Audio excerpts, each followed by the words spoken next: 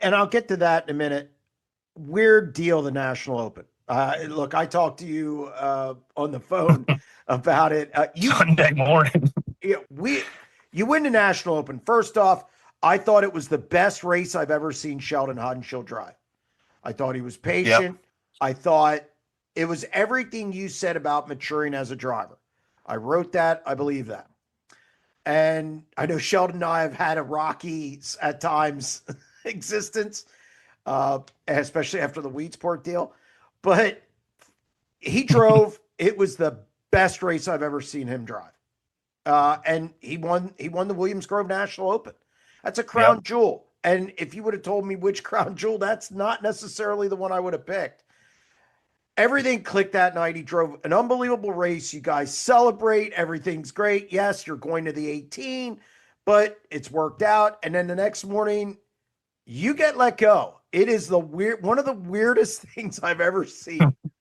Take me through that, or take our audience through that sequence. And to me, it was a head scratcher.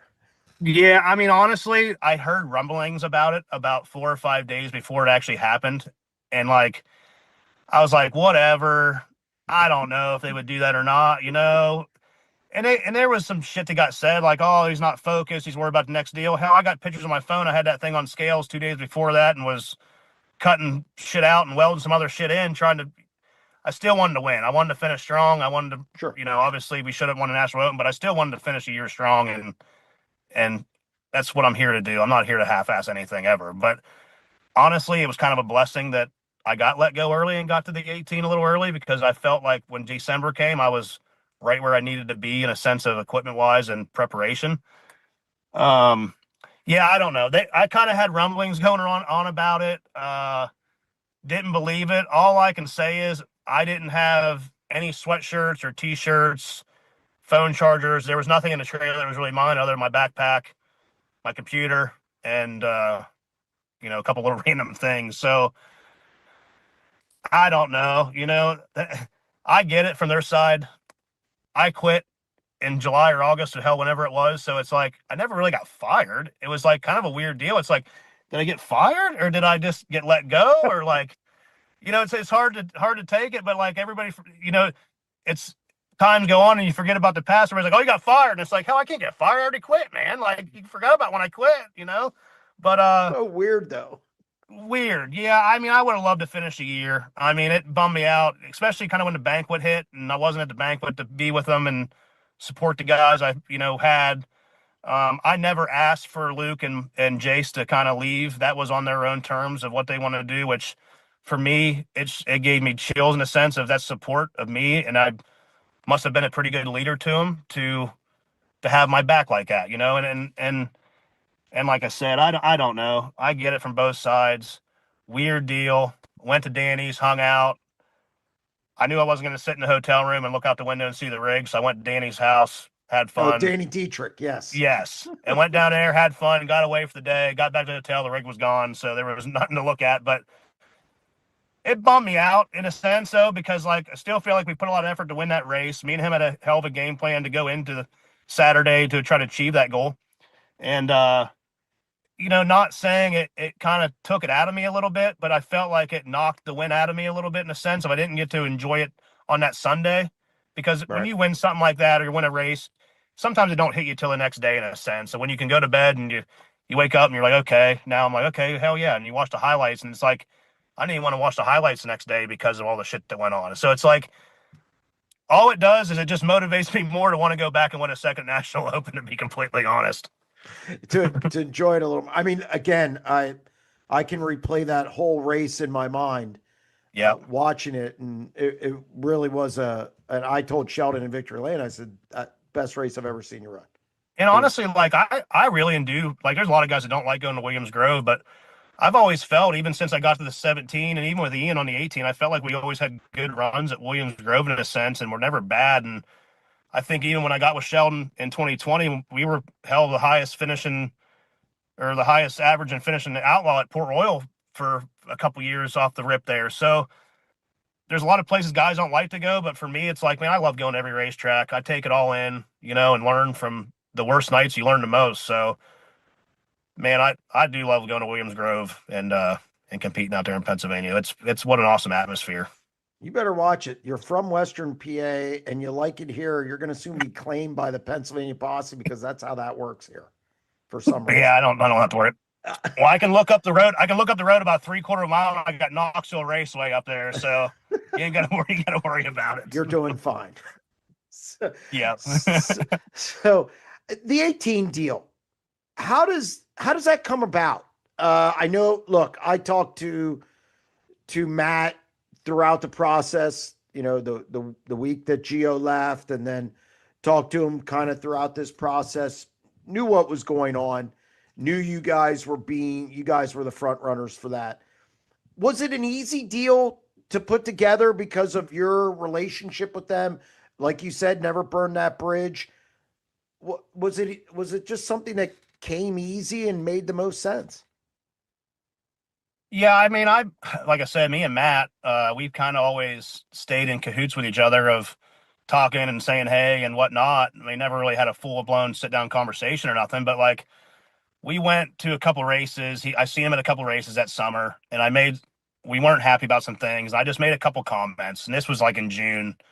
That was like, hey, like something, something. And then like I seen him again and made a couple comments. And then hell, when Gio quit it at when Gio quit at Eldora, I mean, it wasn't that week. I kind of was like, hey, we kind of mutually contacted each other and was like, you know, because I mean, they're on the verge. If you can't get a good driver and a good mechanic in a sense, is it Yeah. worth keeping the team going, or do you just shut the deal down and let it all go in a sense? Because you can't keep wasting time and money and resources. So I don't know. Like we talked a little bit, and then I made some comments, and then we bullshit a little bit around after Eldora, and I was like, well, maybe and we'll see what happens. And then we got through Knoxville Nationals, and then me and Sheldon went and met and had some good conversations with them, and that's when it all came about. But it was like once we all met and we sat down and there was 3 or 4 of us sitting around a table, and it's like I put all my pros and cons out, Sheldon put his pros and cons out, the owners put their pros and cons out, and we all just laid it on the table. It's like, if this is going to be the right deal, we need to make sure it's the right deal from the get-go. I want to make sure everybody's in it for the same reasons. What's our long-term goals, what's our short-term goals, and kind of just make sure it's all the right situation. And honestly, right after nationals, we kind of were like, okay, this is what we're doing. um, and we were honest. I mean, once we put that deal together, we let the 17 know within that week, because Sheldon's like, I'm not holding that burden on my shoulders. I Sure. want to be up front with them. And honest to God, we probably could have let it ride and went to Charlotte and said whatever and kept it quiet, but that's not the right thing to do for us in a sense. So we were honest with them up front and went from there.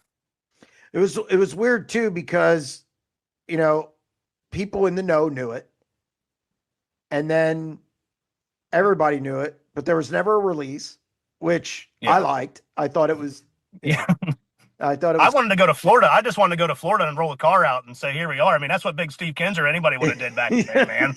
Just roll Yeah, that thing out and go race. yeah. Because I actually I was gonna write something, and I'm like, okay, I got to get something from Matt, and then I'll talk to Sheldon or Ripper, and then I couldn't get a hold of Matt. I'm thinking these guys are gonna roll into Florida without releasing everything or letting anybody write anything. And then it Yeah. came out, and then finally I said, "Hey, man, whatever." Yeah. you Yeah. know, So It's just all it's all legal stuff, man. Like our deal was done with NOS before the Nos, new year, yeah, even before that.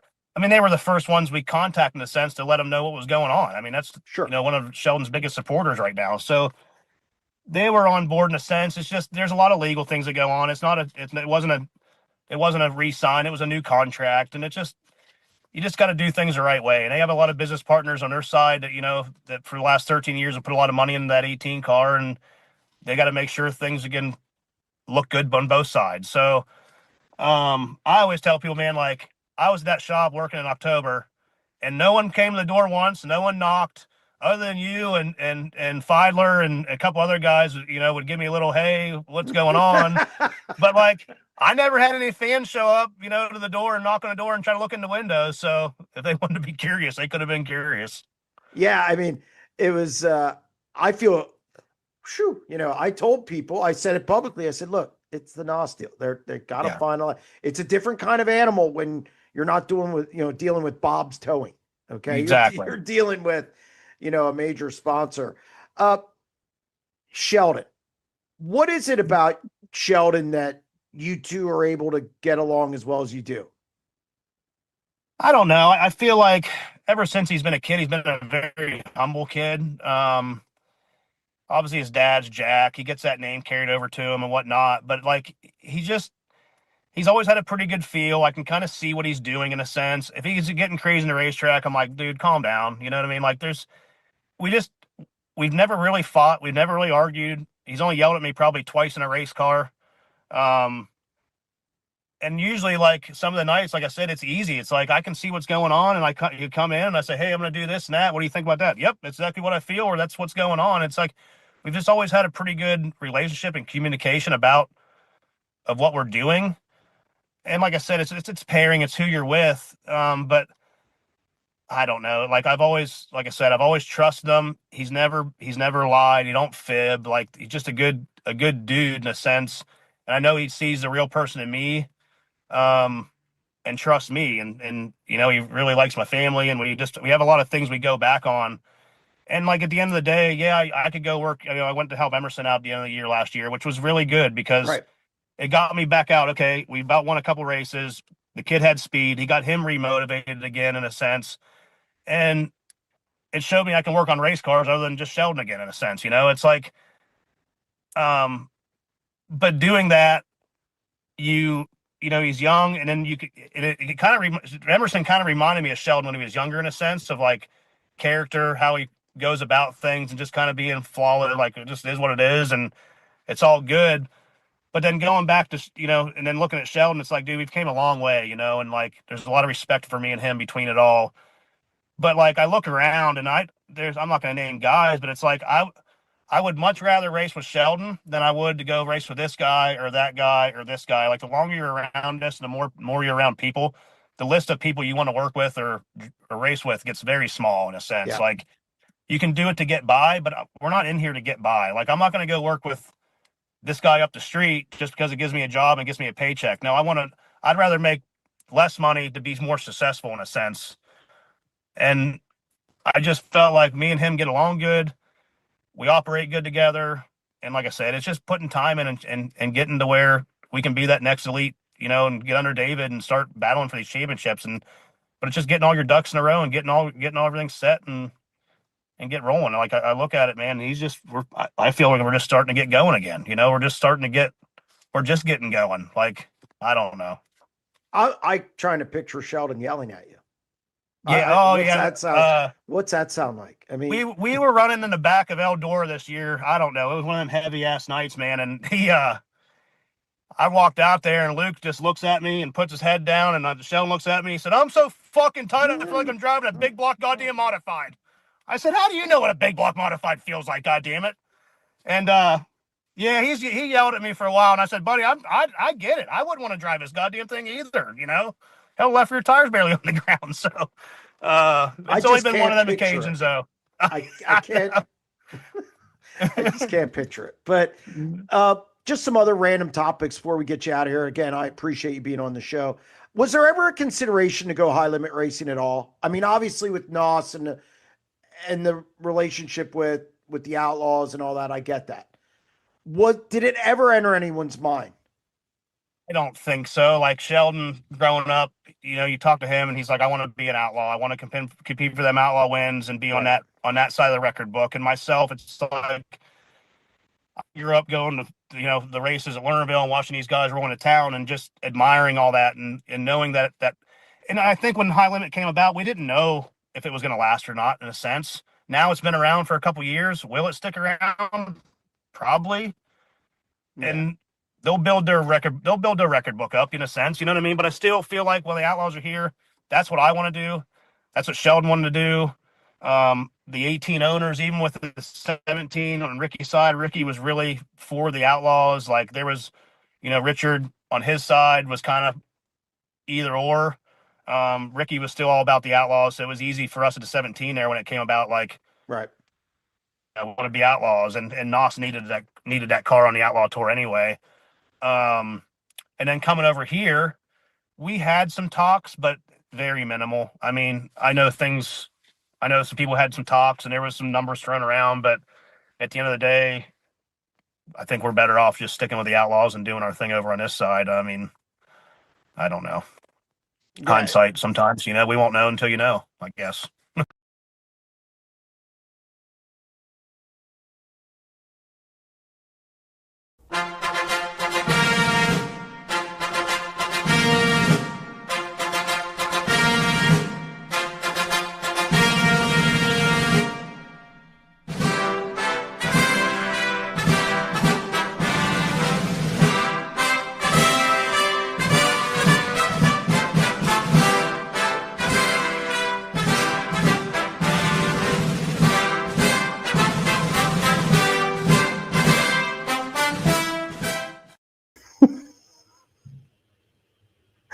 Welcome to the SprintCarUnlimited.com live show. Obviously, Eric got carried away with State of the Union, and it had me laughing kind of coming into this thing. So not much of a show lead in. I can't beat that. So we'll go right to your questions and phone calls. Let's get started. Is Jay Myers still supplying Corey Day with a car when he wants to run? Yes, they do plan to run, I think, probably around 25 races, 30 races this year, something like that. So, yes, you will see Corey Day running a Jason Myers car in 2026. Jeremy, of all the footage World Racing Group has, they don't give much homage to the past, like best of videos or the careers of outlaw greats, etc. Why is that? I think you asked this question last week, or somebody did, and I think it's just a case of, I think they're worried about the here and now. I think they, obviously they do a lot of content on their website in written form about what's going on now. I also believe, during the week, once the season gets started, I think they're full tilt.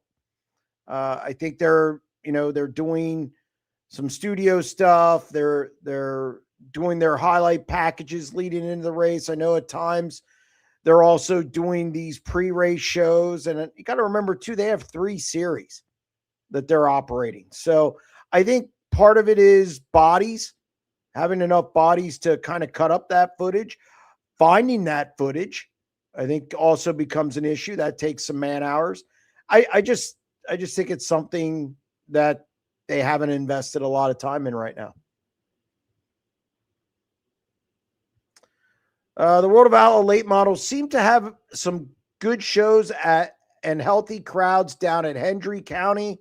What is the chance to see World of Outlaw sprints or USAC sprints going there in 2027? It's a tough one. I mean, I just don't know if adding more races to the schedule, I mean, for the wing side, especially, I don't know if that's the right thing to do. The Outlaws already have an 84 to 86 race schedule.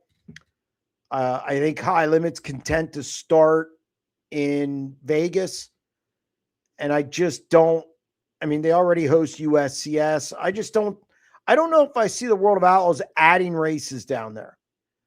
They have Bike Week this week. I think guys like that 2-3 week break in between the 2 Volusia stops.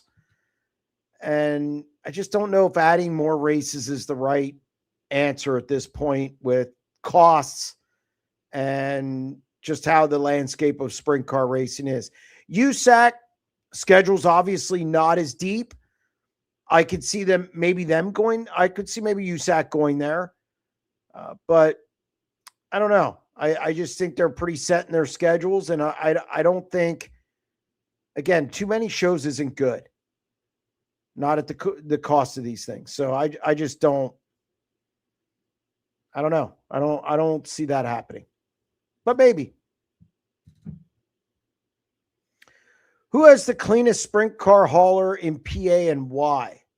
The cleanest? I don't know if you mean by clean in the sense of paint, look of it, or clean as in like Sammy Swindell clean, but I'll hit on both. I would say they're all pretty good. They all go through the big teams all go through the same ritual of cleaning the trailer.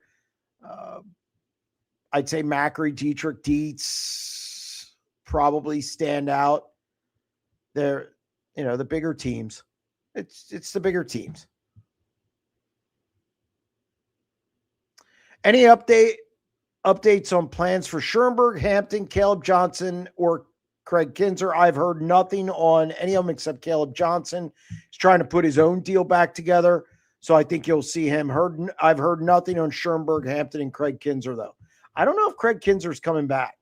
I think that could be a Zeb Wise situation. So waiting for the right thing, or he's just moved on. When you're out of it a certain amount of time, I think you become civilized, so to speak, like a boxer who wins a title, and then he starts living better, the whole not working out in grimy gyms or just not as hungry. I think you get away from the sport, and I think you become more civilized and you look at things differently. And I think that's what some of these guys do. A guy like Craig Kinzer, and I'm sure maybe Hampton will do the same thing. Who knows? He'll start doing something else, and then you just kind of get locked into that routine. But I've not heard anything about three of those four. And as I said, Caleb Johnson, I hear he's putting his own deal back together. Who do you think is winning Bike Week in Florida? And tell us who you think the podium will be for both nights. Well, I think Gravel's going to win one. I can't imagine he took the lead twice down there out of 3 races and got passed back. So I will say Gravel wins one. I think you're going to see the same guys. I think it's going to be Gravel, Macedo, and Kofoid. I think Macri is going back down, so you could see Macri perform well again. But I'm going to take those top 3. I think Logan Schuchart will sneak onto the podium as well. I think Sheldon Haudenschild will be better than he was the last time down. So those are the guys I'm kind of watching for wins and podiums. Just waiting on the weekly merch update. I haven't heard anything. It's on my to-do list to give the guy a call. I just haven't done it yet. I've been working on some other things. Obviously, there have been some changes with our platform, obviously with the streaming. So I've been working on different things, but it's on my list. Hopefully, I have an update next week. Well, I'll be the first one to ask, do you think the Icebreaker will be run this weekend? Yes, I do, especially Saturday. I think it's in the 50s now. It looks like some of the precipitation throughout the week isn't going to happen. So that obviously helps out the drying out process, the melting snow. They got 6 inches of snow in Abbottstown. So, but I think it's a go. I don't think there'll be any problem with that. LOL, sorry your Canadians lost. Wow, USA looked like a lot like the kids on the 80s, especially the goaltending. Wow. Yeah, I mean, the U.S. did a great job. I mean, really, Hellebuck, the goaltender for the U.S. won it for him. I mean, there's 41 saves, and they weren't your generic just shoot into the chest or the stomach type saves. There were some spectacular saves. I thought it was the best game I've ever seen Hellebuck play. I thought it was a signature moment in his career. And yeah, the U.S. got it done. Canada didn't. I'm not going to blame 3-on-3. Everybody knew the rules. Do I believe it should be 5-on-5 in those situations? Yeah, that's why the Stanley Cup playoffs are 5-on-5, and that's why the Stanley Cup finals are 5-on-5. So yeah, I always believe big games like that should be, but that's not why they lost. They lost because they didn't find the back of the net. It's as simple as that. But I have a lot of thoughts on that. If people ask, I have my thoughts on a lot of individual stuff that have come out of that game. The Connor McDavid stuff is ludicrous. It just shows people don't know team sports and they don't know hockey. He's the best player in the world, and that's it. It's not a debate. And all this stuff of him not winning, again, it's a team sport. There's, Randy Moss, Barry Sanders. They never won titles. In the NBA, Allen Iverson never won a title. Patrick Ewing never won a title. Karl Malone never won a title. Charles Barkley never won a title. Doesn't hurt. I mean, it's a team game. And Connor McDavid plays a third of the time.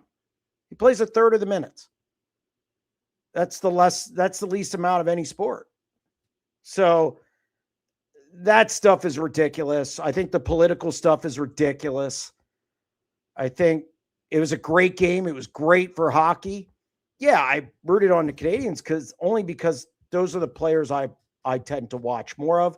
Doesn't mean I wasn't, the U.S. won. That's fine. I mean, they played. They had a great tournament. And Hellebuck again, just unbelievable. He was unbelievable. Canada didn't complain when they won 3-on-3 in overtime to get the finals. Oh, okay, so what? Did they ask? Did somebody ask them about it? If you're asked a question, and this is how this works, you only answer. All those guys, whether it's coaches, players, they want to leave the dais as quick as possible. Unless you win the Stanley Cup or you win a gold medal or something like that. Then you'll sit there all day. But they want to leave. So they're only going to answer the questions that were asked. So if Cooper was asked in the press conference after the semis, how he felt about 3-on-3, and he said, I like it, yeah, then you got an argument.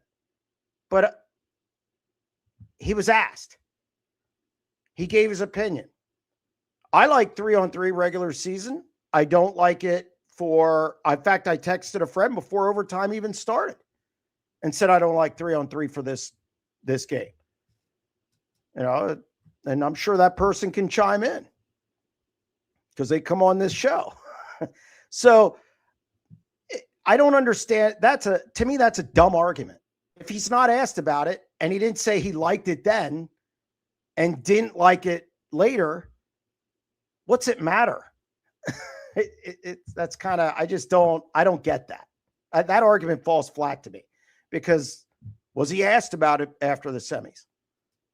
And let's face it, would every American fan be doing the same thing that the Canadian fans are doing if it would have been reversed? Ask yourself that, because I guarantee it would be the same reaction, because fan is short for fanatic, and that's what happens. Ice Hockey Unlimited. I love the game, and all the other stuff aside, that was a great game, and it sold the sport. That's the biggest thing that came out of it for me. It was just, that's what sports is about. That game. It's great. It was just a great sporting event. To fit the theme of the evening, in your opinion, what is the state of sprint car racing? I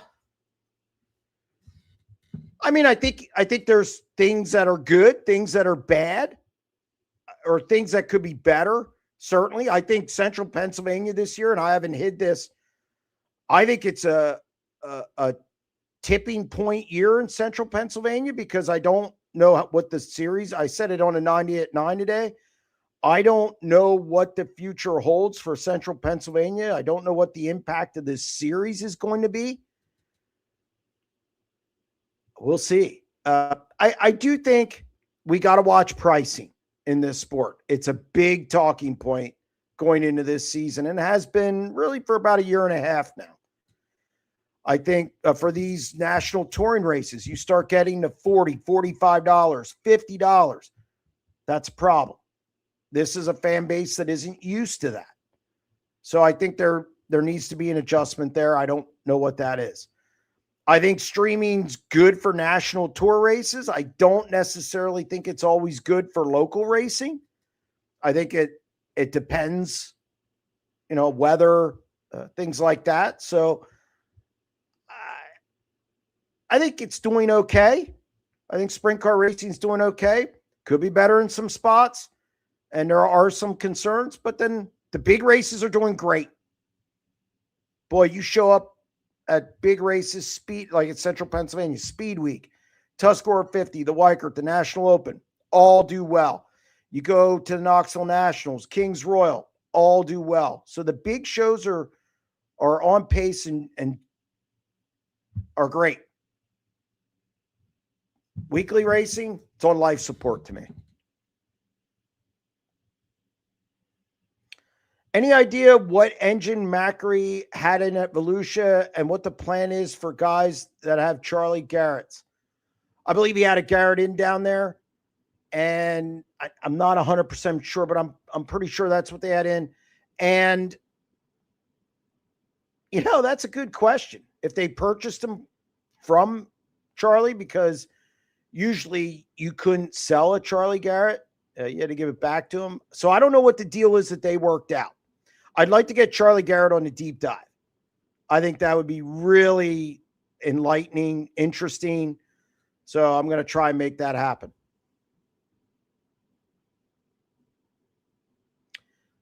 Finally, races. NARC this weekend. Yeah, we get NARC at Merced.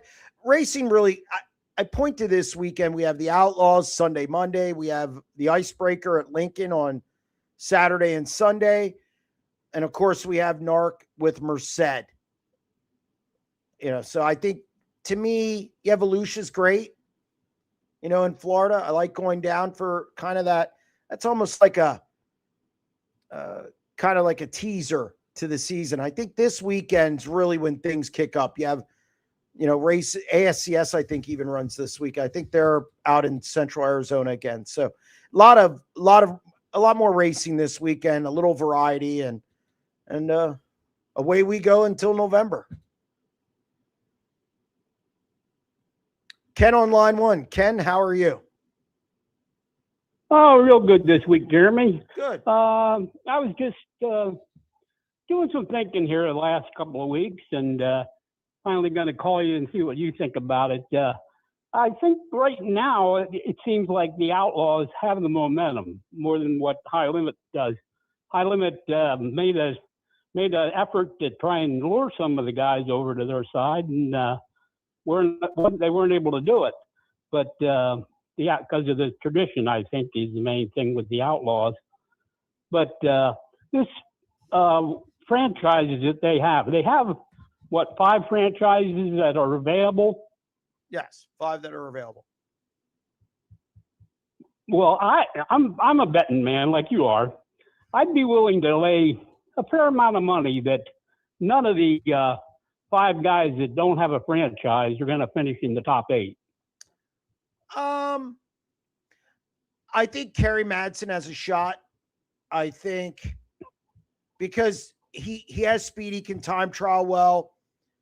It's just staying out of trouble. I think Kerry Madsen can finish in the top 8. I think 1 or 2 max can maybe do, but you got to do it 2 years in a row. And that's kind of, yeah, exactly. So that becomes a tall order, so to speak. So yeah, and I think what that does is that is going to allow people to buy into the series down the road. At some point, I could see teams flipping. I think you brought up a good point. Loyalty, tradition, whatever you want to, I think that's why teams stayed. I think, for Sheldon, he has races in Ohio that are Outlaws races. Yeah, I heard what Ripper said there. Yeah, you have JJR, they have the Jason Johnson connection. They have, I think and Buddy isn't going to switch and Gravel isn't going to switch. So I think that was part of it. I think Logan Schuchart, the connection with Bobby, a long time supporter of the World of Outlaws. So I think it just right now, loyalty, tradition, uh, things like that. I think that was a determining factor. We'll see if it holds true 2 years down the road when there's 3 for sale, which I think that's what's going to happen. You're going to be able to buy into it. And I see, and like I see Kerry Madsen possibly being the one guy to finish in the top 8. Yeah, if he doesn't drop out as much as what he normally does, Correct. I think that's the main deal with him. He's got to finish races. But so you think that the 5 that are available, you think that if nobody gets them this year or next year, they will be sold? I think there'll be an option for somebody to buy into it. Yes. I mean, the series is built for 15 of them. And I think you could see somebody down the road either buy one of those or buy one from a current team, because what's to stop a team from, like, I don't know, and I'm just going to throw a guy out there, Tanner Thorson or somebody like that, selling their charter or their franchise and then trying to win another one. Now, obviously that's can't happen this year, but I think that's something that is there going to be an avenue for that to happen down the road. So I don't think we're done seeing teams go over to high limit. I just think it's going to take some time. Well, I think the ideal way for them to possibly get one would be they have two side things going on. If you're the winningest driver on the series, you get so much dollars, and then they have the winner of the Roto-Rooter midweek series. Yes. If they would, if an outsider would be the winningest driver, which if Macri runs enough races with 8 of them being at Port Royal, there's a good chance that he might be the leading winner in the series. I don't think that's going to happen because there are other guys who are really good at Port Royal as well. And Rico, Aaron Reitzel. I think Aaron Reitzel is going to win the most races this year. That's very possible. Yeah, I think I heard somebody the other night say they look for Rico to have a little bit of a down year. I'm kind of thinking that myself. I'm not sure exactly why I feel that way, but I just have a feeling that he might have a little off year. Well, he still has Ricky Warner. He's still going to be good, and he's still going to be in the hunt for the high limit title. So we'll see what happens. They get started in a couple weeks in Vegas, and we'll have coverage on SprintCarUnlimited.com. The only other things I was wondering, down in Florida, Pauly C was racing again. I hadn't seen his name for over a year. Do you know if he's back racing again? Who's that? Pauly C, the guy from New York, number 10. Pauly Colagiovanni. Yes. Yeah. Yes, he was in a 360. Right. So he is back in racing. And the other one I was wondering, have you heard? I heard Devin Borden was at the farm show building, but I haven't heard anything if he's got to be racing anything. I hear he wants to build his own team.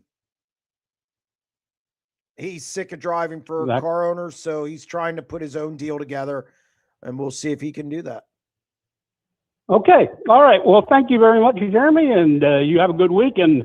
Or you're not going back to Florida. You're going to be at Lincoln. No. I'll be at Lincoln this week. All right. Maybe we'll see you there. All right. Thanks, Ken. I appreciate it. All right. He's driving for Denny Peebles out of upstate New York. Pauly C, that is, he ran a ton of races with the ESS.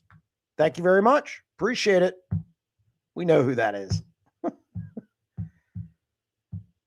Bob on line 2. Bob, how are you? Oh, I'm doing great. I just had to call and give you a hard time.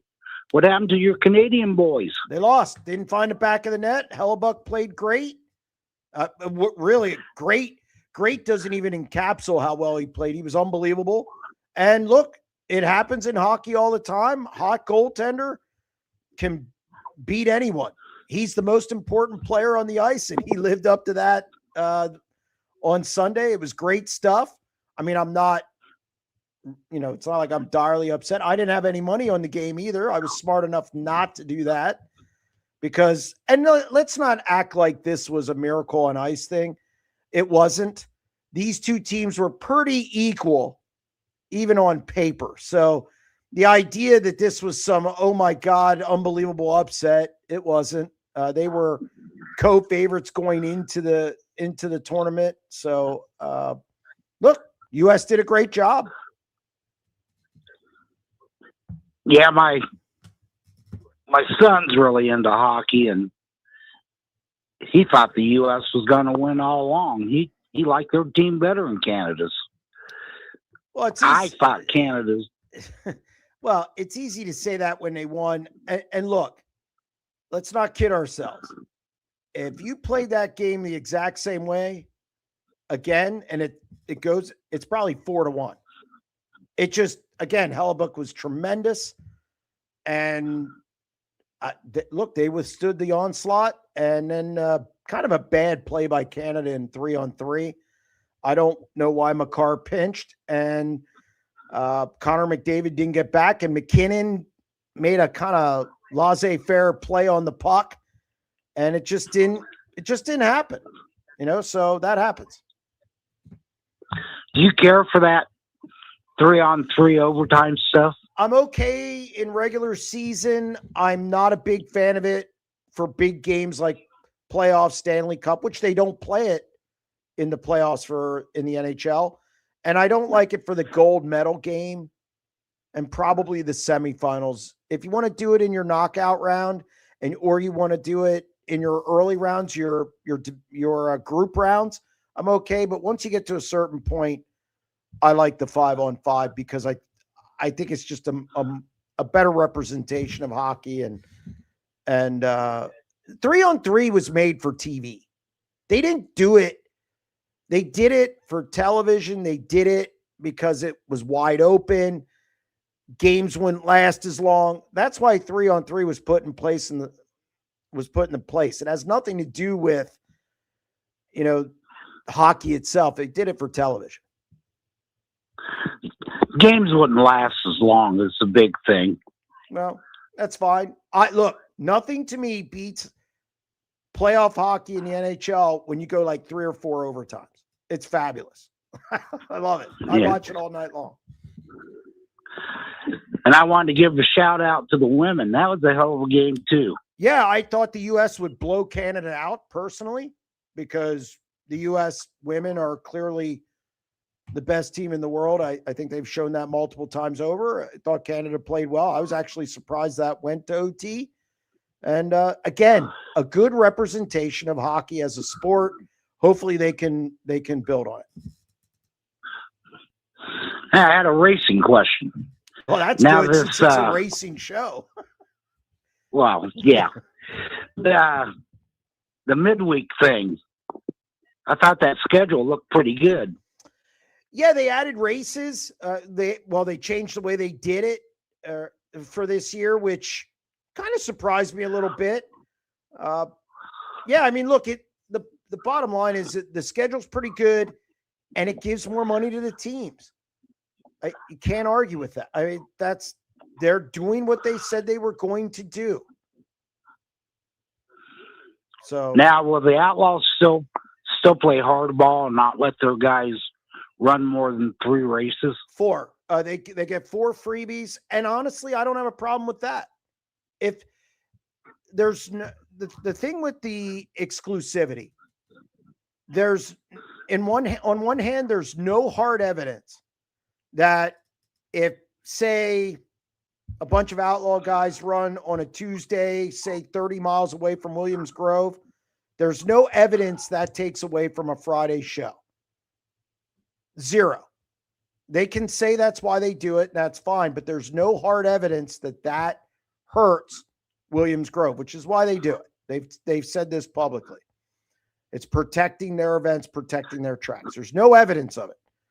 However, I also understand the Outlaws wanting to say, look, they signed a platinum agreement.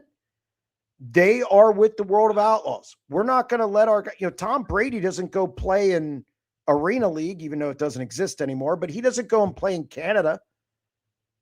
In the Canadian League, he doesn't play in the XFL or UFL or whatever it is. So I understand it. I see both sides of it.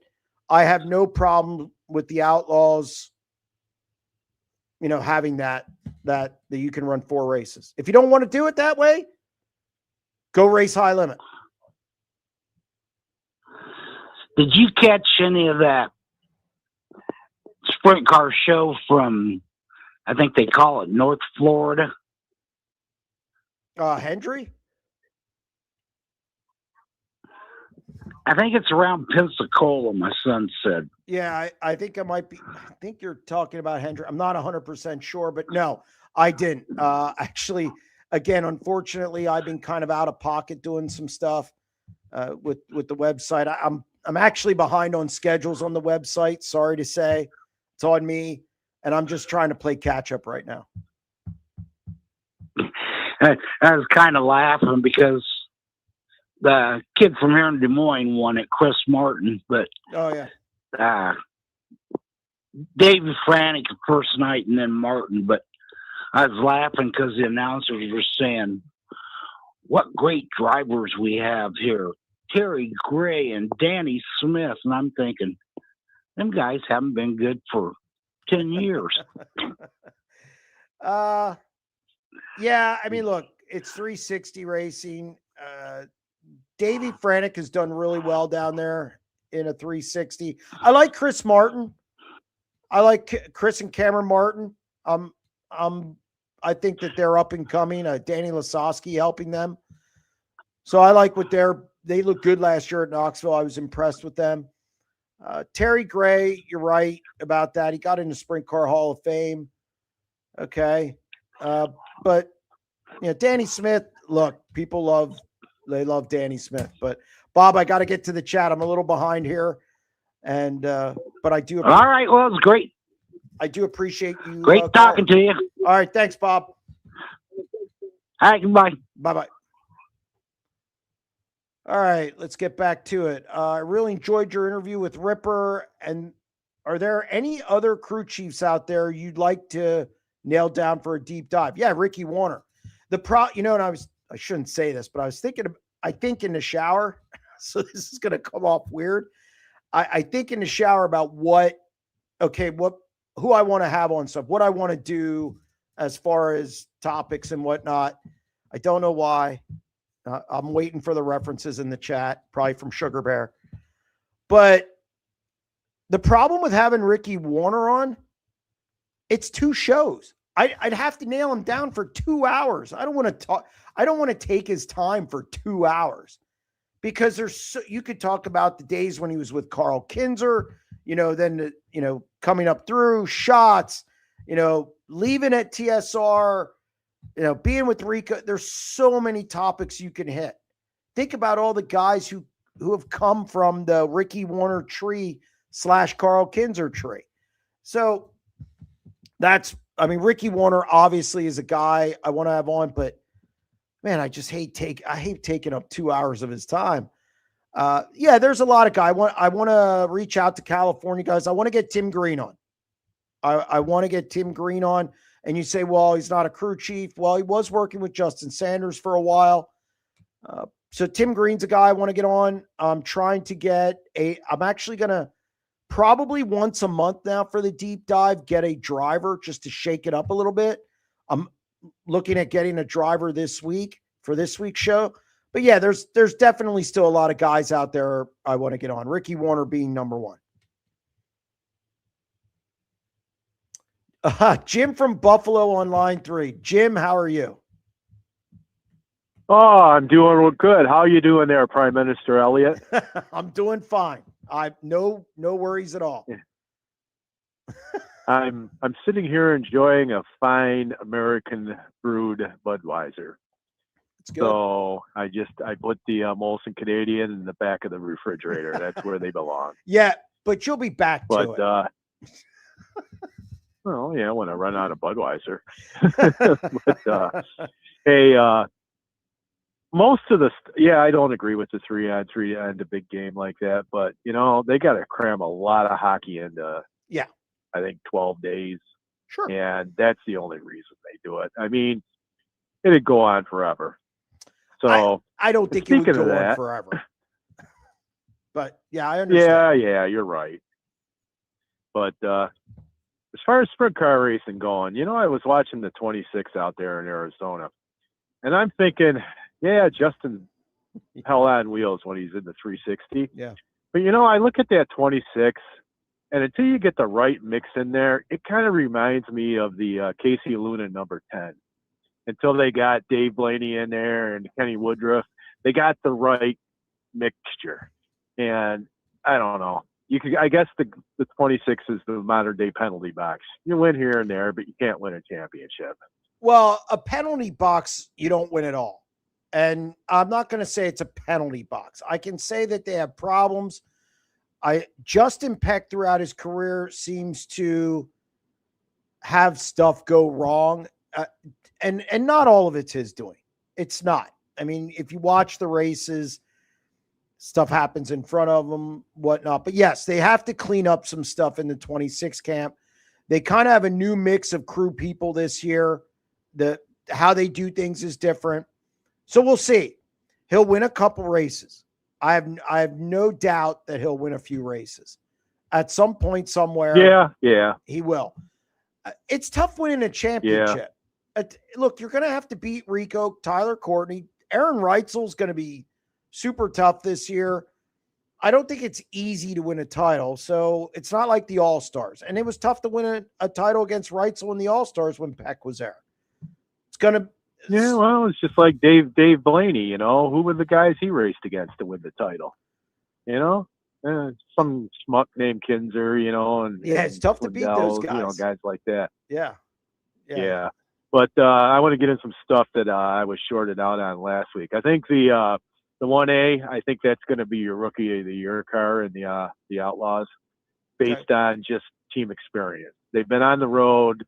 They can bring the kid along, say, hey, do this, now don't do that, just because they've been there, done that. That makes a huge difference. Interesting. Over Emerson Axon. Yeah. Okay. I believe so. Okay. I love Emerson. Great kid, hammered down. I hope they all tie. That would be awesome. Okay. Stop with the tie stuff. Get out of here. I know.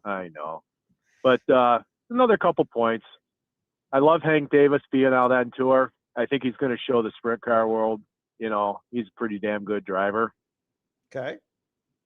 I'm not going to disagree. And my only concern there is he moves around a lot. Yeah. So maybe he sticks with this team. Right. And the other thing I had is, on Holmes there driving the 13, great YouTube and everything like that. But gosh, I hate to say this, but he might be the first guy fired after the King's Royal. Ooh. It's a possibility. Love the kid. Great family. Talked to his father several times out there in Knoxville. Just wonderful. I mean, his sister, she's a wizard with the wrenches. My God, she's good. But anyway, so that's just another thought. Couple things, and I'll get out of your hair. As far as the deep dive, I'd like you to see if you could talk to Glenn Stiers. That guy puts a lot of money into sprint car racing. How many cars do you see the GSR logo on the hood and stuff? The dude spent some money, and he's got a nice track up there in Ashwegan. Yeah, no, I agree with you. Definitely. It's a guy that could be on my list. That's for sure. Yeah. And the tracks that I would try to think about there, Florida, was the Hunt the Front Southern Speedway. They just took it over. And you know what? I watched the highlights of that. It was pretty damn good 360 sprint car racing. Yeah, I saw some. Kind of like that. I saw some guys in the chat saying about the facility. I don't know, good, bad. Oh, it was a dump before they bought it. They're, I follow them on YouTube. They're slowly but surely putting it back together. I think it's going to be an outstanding track. That may be the answer to losing. What was the track over there that had the real gumbo surface East and Bay? They had to close it? East Bay. Yes, East Bay. yes. That might be the answer to East Bay missing. It won't be as good, but you never know. I think those Hunt the Front guys, they love racing and they'll do the right thing. Yeah, I don't disagree with that. I don't disagree. Yeah, no, I Maybe one of these days you'll answer my DM on Twitter or X or whatever. And I said on there after last week, you said your daughter's interested in hockey. Yeah. Get her on skates right now. She already and is. Tell her to skate as much as she can. She can work on the stick handling and shooting on dry land, but if she doesn't learn how to skate, she's going to get frustrated when she gets on the ice because her brain will probably be ahead of her ability of skating. Master the skating, and then she'll be able to master the sport as long as she can do her stick handling and everything off the ice. She's on skates. So, She goes to public skate. She's on skates, I think, probably around 3 times a week. So we'll see. She's got. Oh, that's outstanding. Yeah, she even if she doesn't become a hockey player, it's something that she can enjoy, and that's what I care about. Yeah. One more little tip: if she gets her skates sharpened, make sure you get the fulcrum about 3/4 of the way back, because that enables you to turn quicker from going forward to backward and vice versa. Because that way you have more skate when you're going forward, you have more skate on the ice. You go accelerate forward. I mean, I'm a level 5 USA hockey coach. So anyways, so that you want with that in mind, you want the fulcrum where? About 3/4 of the way back. All right. What it does, it allows you to turn quicker from forward to back. I mean, at least that's the way I have most of my players do it. But anyways, with all that in mind, I can't wait for the hockey to start. Go Sabres. Everybody have a great week. Can't wait to see the Outlaws. Bye-bye. Right. Yep. Thanks, Jim. All right. Let's get back at it. Jim with another good call. Deep dive, Jim from Buffalo. I don't disagree. He's an interesting guy. I've met him at Knoxville. Likes hockey. Big time hockey guy, obviously, as you hear. And loves racing. Can Lincoln Speedway have the track ready for a 50-degree day? Yeah, I think as far as I know, they've already plowed it. So I think there'll be no problem with that. Will on line 4. Will, how are you?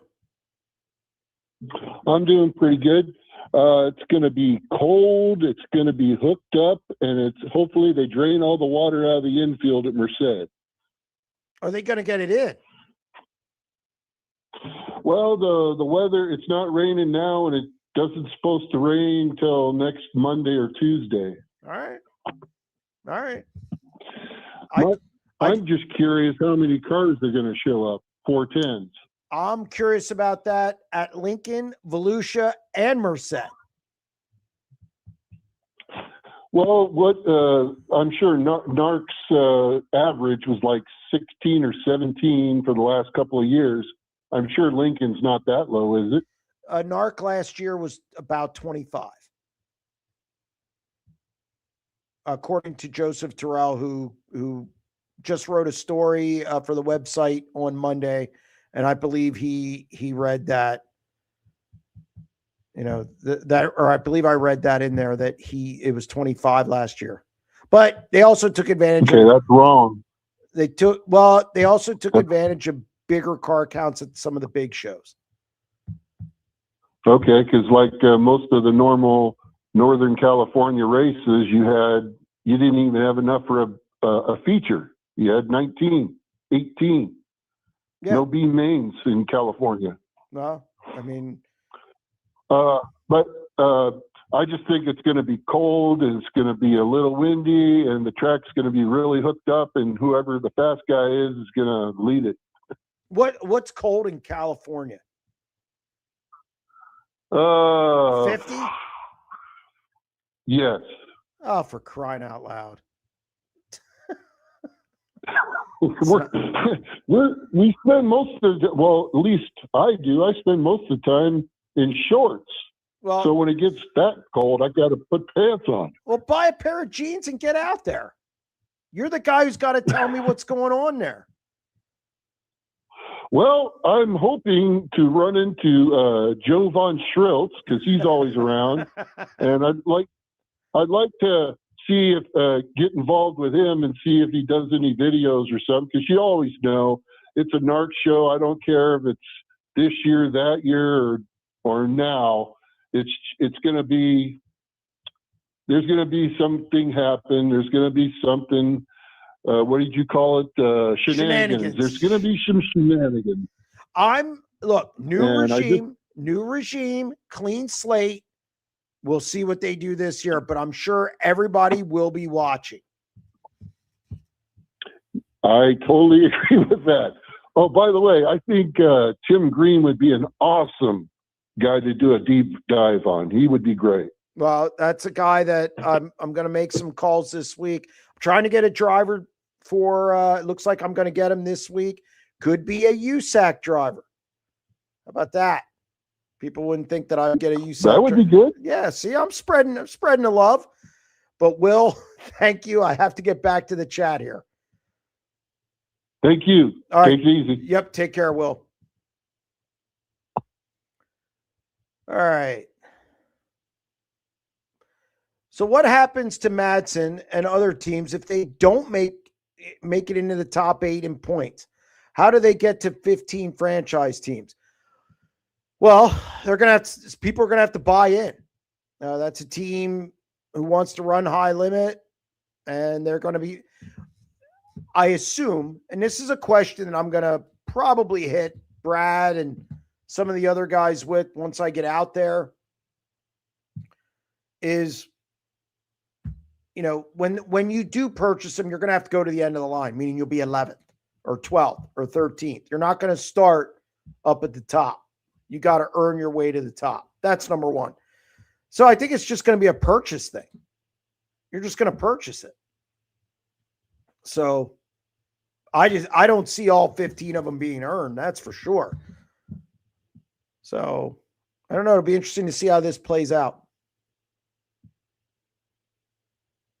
Pete on line 5. Pete, how are you? I'm doing all right. How are you? I'm not too bad. So this is frustrating for me. The World of Outlaws are going to be here close to the house this year in about 3 weeks. And for 2 weeks, I've been trying to buy a ticket to go to the show. Okay. My local racetrack, know the owners. Go to the Outlaws website to buy the ticket. You got to create an account at worldofoutlaws.com or whatever to get a ticket. Yeah. Well, I don't need an account at worldofoutlaws.com. I want to buy a ticket. But if I wait to go to the track, it's going to be sold out, and I'll be stuck with the pit pass watching from the pits. Okay. That aggravates me. I should be able to just buy a ticket. I don't need an account. So also, High Limit going to be over here close to the house this year in April. All right, I'm going to go buy a ticket for High Limit. Get on there, takes me to My Race Pass. Well, I have a My Race Pass account. So get on there, go straight to the ticket. Well, I thought, well, maybe this is a weird deal. So I Google the tickets for this race, right? Through My Race Pass, directly from the High Limit website. Ticket's $50, taxes and fees or whatever, it's $54 ticket. Say what you want about the prices, it's $54, I've paid it. Okay. If I Google the High Limit race at Arrowhead Speedway, the sponsored ad, so the first thing that pops up on Google is whatever it is, not Ticketmaster, but one of them. Tells me there's only 6 seats left at the racetrack, and the tickets are $143 a piece. That's a problem. And it's a problem with anything you buy tickets with online. But I'm going to end up maybe not going to this World Outlaw show because I can't buy a damn ticket without creating an account with some random website that I don't need an account for. And the High Limit show, if I happen to just Google that and not know any better, I'd be paying $150 per ticket to go to a show. Yeah, I don't know. That seems kind of weird to me. I don't know why you Google ticket. I don't know why you wouldn't go to the website to buy your tickets there for the High Limit show. Well, I don't know why you do that. Right. Well, I didn't. I just did it right to see. I thought it was, just for S's and G's.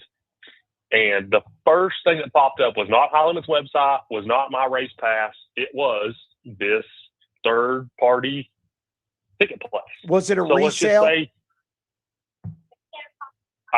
I don't know. It didn't say it was a resale. It just said High Limit Racing at Arrowhead Speedway and the date. Well, the only place that they sell tickets is on their website. So that other thing is no different than if I go to buy tickets from Ticketmaster. It's people reselling them. It's people. So that's probably a resale. Right. But do you not see that as somewhat of an issue of just a lay fan who didn't know any better? Google the High Limit Race at Arrowhead Speedway and the ticket pops up. It's $150. That's the way all sports is. Welcome to the new. Welcome to the man. That's how sports is, though. That happens in the NFL. Well, now you're talking to me like I'm old. Well, how old are you? I get it. I'm 30. You're 30? That's I'm it? 30. Okay. Well, all right. Yeah, would you think I was 12? No, I thought you were older, but don't take offense to that. Oh, okay. It's because. I don't. But so, yeah, I mean. Well, I understand. What I'm saying probably makes me sound like I'm 82. I'm just saying that kind of stuff aggravates me. And again, like I know the owner of the racetrack here. I know the whole family. I want to go watch the World of Outlaws. I want to support the local racing. I don't need this extra account on some website that's going to send me 3 emails a day for the rest of my life to buy a ticket to go watch a sprint car race. That aggravates me. It doesn't even give me an option to log in as a guest. Yeah, I don't understand the account thing. Maybe it's a security thing on their end. That could be. And obviously then it's easier to buy tickets in the future. I guess they're assuming maybe, I think there's probably a reason for it. Pete, you just got to accept that times have changed. Times have changed. All right. It's not 92 anymore, I guess. Okay. No, I mean, I'm sorry. I get it. And there's nothing we can do to change. I mean, all these musicians have tried to change the whole Ticketmaster thing for years and nothing happened. So High Limit Racing damn sure ain't going to do it. Nope. It's just one of those things that's a pet peeve.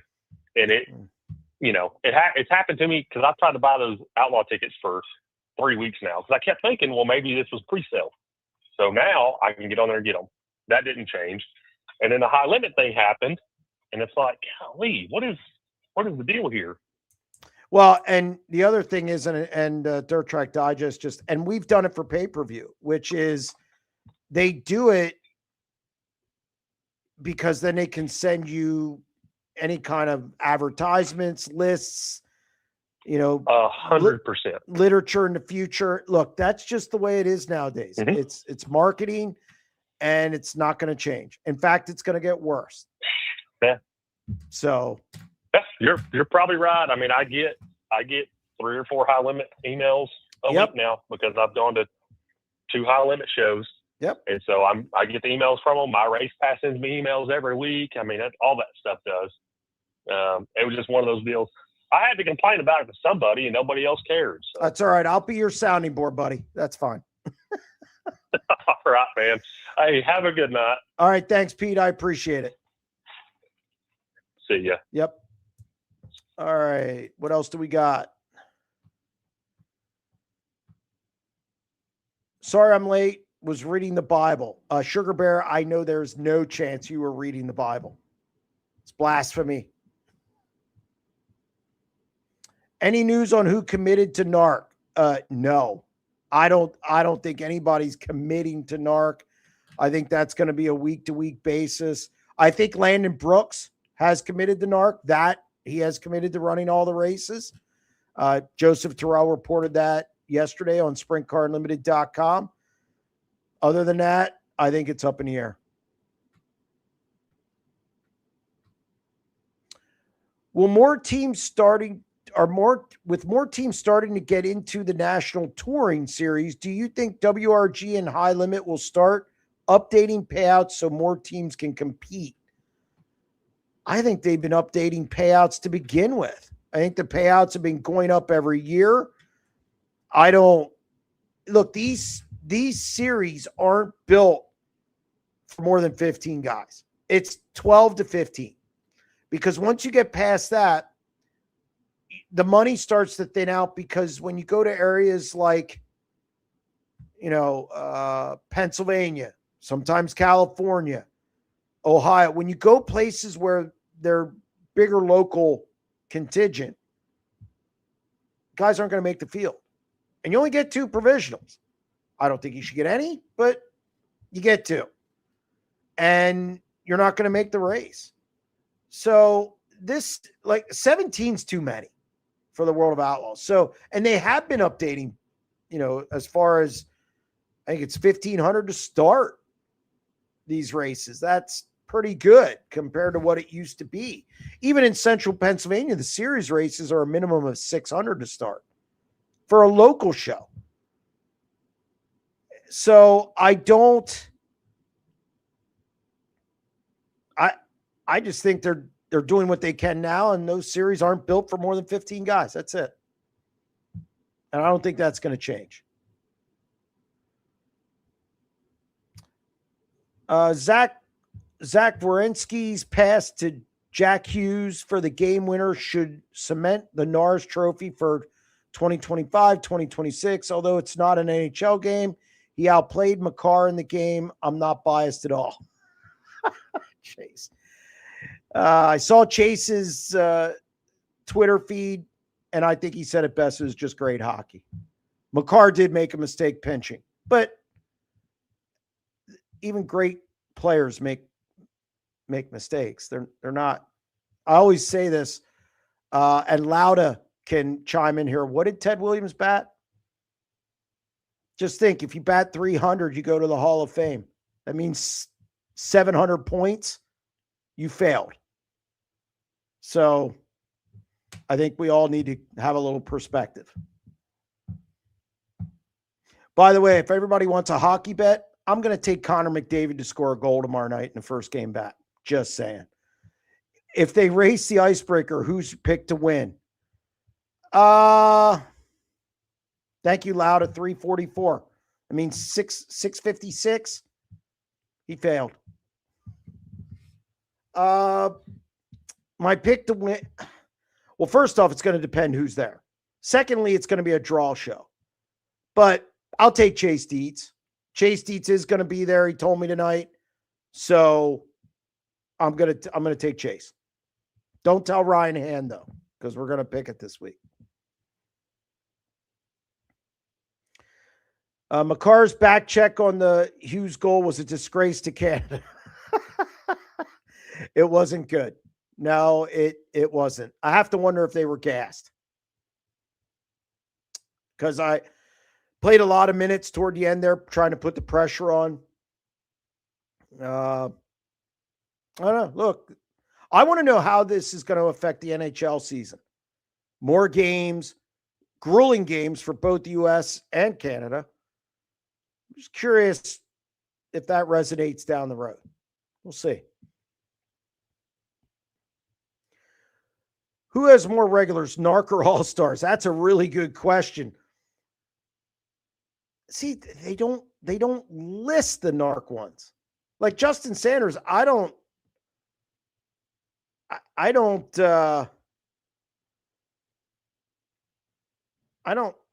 if I don't think he's going to run the whole series. I don't know if he is or not. And he's the best guy in California. Is Dominic Selzy going to run it? It's just, again, I don't know who's running that series. Landon Brooks. So right now it's 1-2. And the All-Stars have only put out like 2 guys. I think Caleb Henry's running it again. Cale Thomas. And I think that Jeremy Weaver, I believe, he's going to run it. There might be another one in there. So yeah, no, I think they're probably running neck and neck on it. It's funny though. Jeremy, what's the earliest that start of the season and latest you've seen in PA racing? Oh, they started February 20th already, I believe. And the latest in Central PA, well, that's BAPS. It's the second or third weekend in November. It depends how the calendar falls. Yes, We don't start the season because of Volusia, but damn it, we ended here. And we definitely race in February in Central PA, which sure is, although Florida felt like Central PA this year. Yeah, we run a lot of races. Who is the most dirty race car driver in PA? I don't think we have a guy who's dirty. I mean, when I think of dirty, I think of guys from yesteryear. I think of some guys who did it years ago. There aren't a lot of dirty guys. I know some say Freddie, but I don't think Freddie's like, if he does something, it's like once a month, once every 2 months that somebody has a real problem. We just don't have that anymore. It's not the same as it used to be. These guys are going too fast and things are too expensive. So I don't think we have a really dirty driver in PA. Bova, Wagner, Elliott, and King also full-time with the All-Stars. There you go. Thank you very much. I missed a few of them then. What time does the women's mud wrestling start at Lincoln's parking lot this weekend? Yeah, I'm a little concerned that they're going to be pulling people out of there, and it wouldn't be the first time a tow truck was needed in the Lincoln parking lot. Look, it's going to depend if we get any moisture this week. You know, some apps say no, some say yes, and I'm sure it'll change 3 times until Friday. So I don't know.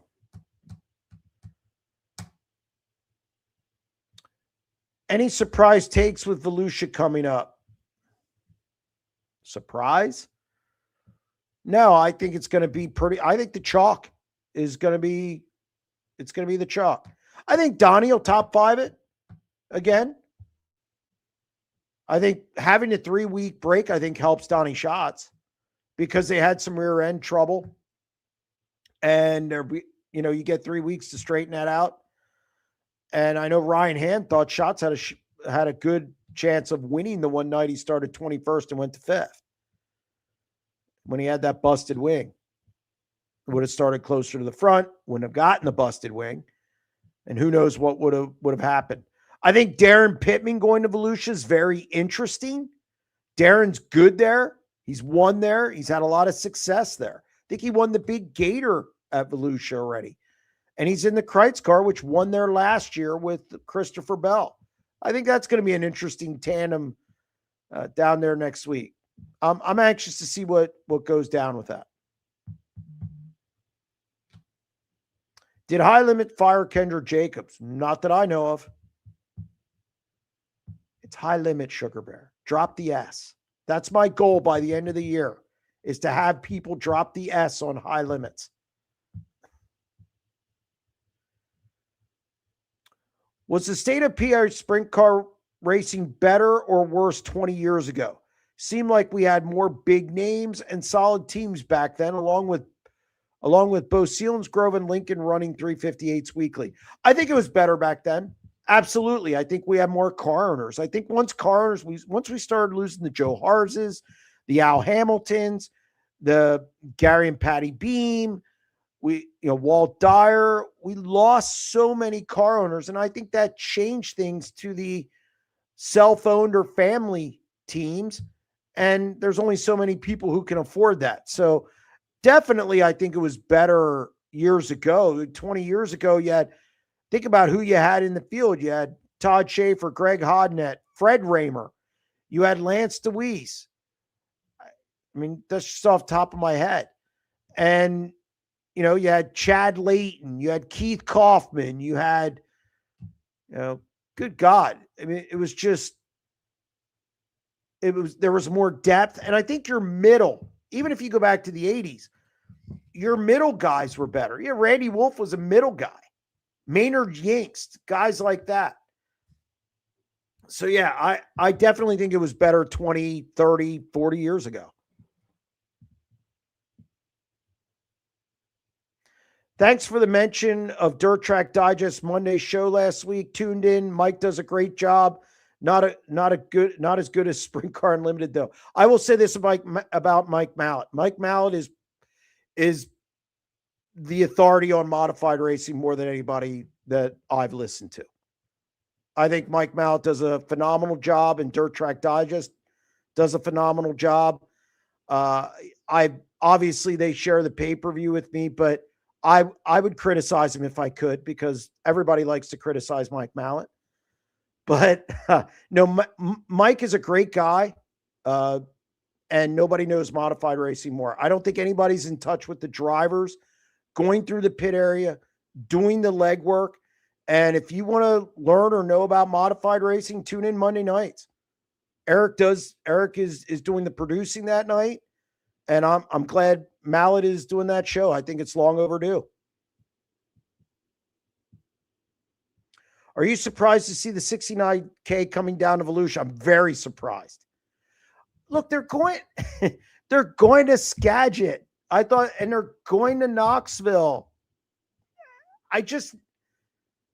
Every time I see the 69K travel that far, it surprises me. But to go to Skagit, it's going to the West Coast. Are you kidding me? I never thought I'd see that happen.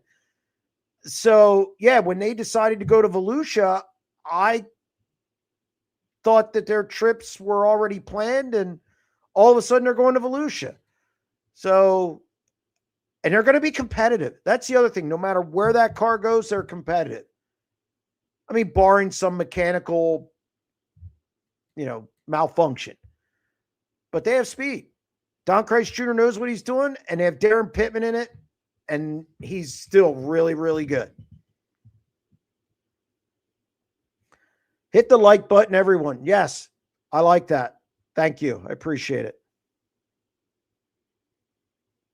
Prediction for Tyler Courtney this year. I jumped on that bandwagon early when he won the 360 races. I think Tyler's going to have a rebound season. In fact, tomorrow's 90 at 9 will be about 3 drivers I picked to rebound this year. Tyler Courtney isn't one of them because I thought it was too obvious. I picked 3 guys who maybe aren't as obvious or bigger names. So, but I think Courtney's going to finish in the top 3 in points. I think this could be Aaron Reitzel's year. I think Rico's going to be right there. I think it's going to be close. High Limit will have a point battle again.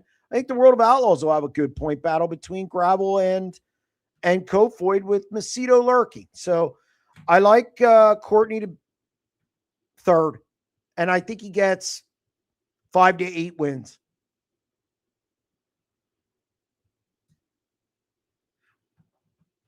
Jeremy, why do people hate on Brian Carter? When did this become trendy? That's a great question, Sugar Bear. Look, he runs the World of Outlaws. People don't like the World of Outlaws. They don't like when they come in and beat the locals. They accuse them of cheating and all this nonsense, all that stuff. It's just because he runs them. He runs for years, ran the most successful sprint car series. And everybody views those guys as having a lot of money, and people don't like that. So basically, he's just the emperor of the evil empire. That's how they view him. Brian Carter should be in the National Sprint Car Hall of Fame. And I'm actually going to submit him this year because it's long overdue. He saved the World of Outlaws. The Outlaws were on life support when he took that over. And he has helped build that into the organization it is today. Has he done some things wrong? Has he always made the right decision? No, not in my mind. Who does?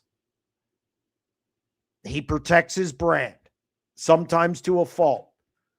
However, he's definitely earned his spot in this sport, and keeping the World of Outlaws alive and then expanding them, it's all under his watch. So people cannot like him, but he's done a good job. I work with a young man. 32-year-old, and lived in Central PA for the past 14 years. I asked him outside of some guys at work, have you ever heard of the PA posse in local sprint car racing? His answer, no. Yes, this goes to what I've said many times is it's very niche sport. It's not that big. And I mean, you don't get TV coverage really in the area. And here's the sad part about your statement. This is the biggest area in wing sprint car racing. And it's not close. As far as number of fans, probably attendance. So look, it just shows you how small we are. And we are small. Look, do I like the sport? Sure. This is how I make my living. And I've been going since it's been 40 years. But I also understand that it's very small compared to a lot of other sports.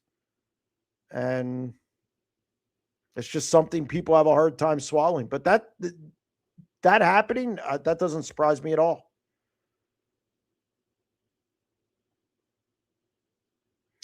Jeremy, do you think you'll be in the Sprint Car Hall of Fame? I have no idea. Probably not, because somebody would have to nominate me. I'm eligible. I'm 50. You just need to be 50, and somebody's got to nominate you. Then people got to vote you in. But I really haven't thought about it. I would assume it's very hard for media to get in because somebody's got to nominate you. So I don't know. I have no clue.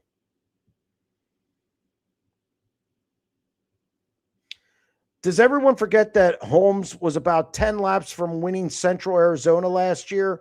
If McFadden didn't come to USA last year, Holmes has multiple wins. Yeah, but he did come. And didn't one of his wins come by circumstance, though, in the 18 car? Wasn't it shortened? I don't go into this. Look, context is important. I agree. Context is important. But he was passed on the track. At that point, look, he's had some good runs on the West Coast.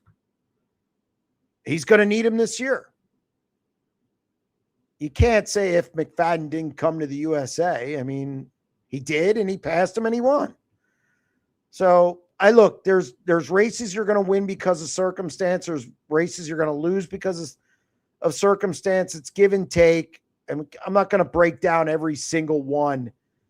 And look, it's been rough for him so far. And that's got to improve.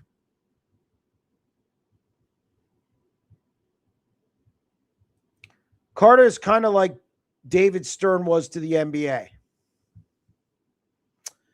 Not a bad comparison. David Stern was, I hate to use pardon the pun, he was stern. Like he would get in a player's face. He was aggressive at times. I don't think that's a bad comparison. I think that's not bad. That's actually a good, never really thought of it that way. I nominate you, Jeremy, for the High Limits Hall of Fame. Again, high limit. My goal by the end of 2026, high limit. Even Brad says high limits sometimes. I don't understand it. But look, I talk about the World of Outlaws and high limit equally. And by the way, just for reference, I hope everybody in the chat's listening.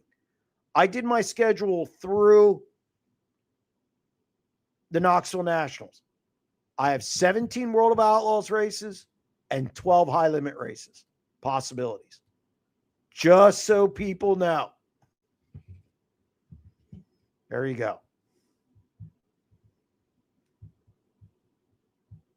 Is Sanders running this weekend? I'm told he will be at Merced.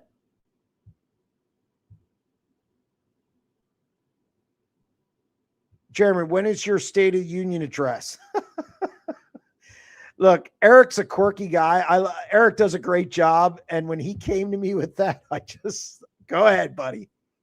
Have at it. I gave my State of the Union on Fiedler's show, and you get a chance to ask me any question you want on this show. So anything you want to know, just I'll give you an answer. I'll try to give you an answer. So that's my State of the Union. Deep dive, Wayne Harper. It's a good name. Lance, over under 5 wins. Does he tie or surpass Keith's all-time win mark at Port? How short is he? I just can't remember. I'm just drawing a blank, but 5 wins. I think he can get 5 wins. Yes. I do think he can get 5 wins in that car. They have some good equipment. Jeremy, will you correct Brad Sweet when he says high limits? I have said something to him about it already.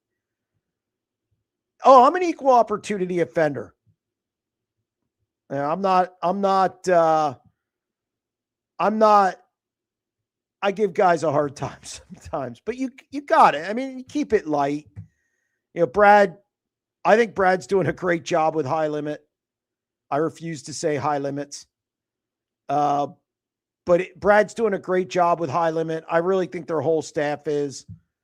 And I think the 2 national series are in really good shape right now. What high limit teams do you see selling their charter in the future?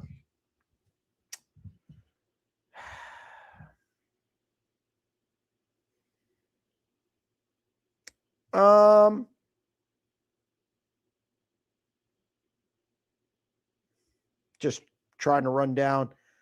I could see a Brent Marks maybe selling it in the future down the road. I was talking to him, and he said it in his quotes in the story about Logan Fenton. He's not ready to quit, but he's thinking about the future. And at some point, I mean, he's not going to get, it's not like he has the franchise now. So at some point, I see him selling that. He's starting this developmental team. So I could see him at some point shifting gears a little bit. Now, I don't think it's going to be this year or next year, but I could see that happening. I could see a guy like maybe a Tanner Thorson down the road, or a Book Motorsports. I could see them doing it. So just, it depends how things change over the next couple of years. Do they have enough of racing on the road? Do they, I think it's going to affect drivers' jobs. Or I could see a driver leaving a team to go to a team that has a franchise. I could see that happening. I think this opens up a lot of possibilities for these teams. People said it couldn't be done. High Limit said, here it is. And now we're in it. And I think that it opens up a lot of options for a lot of people.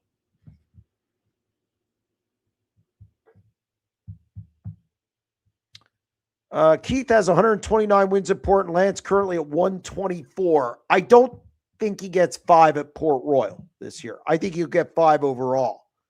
But I think Lance sticks around, and I think he'll eventually pass it.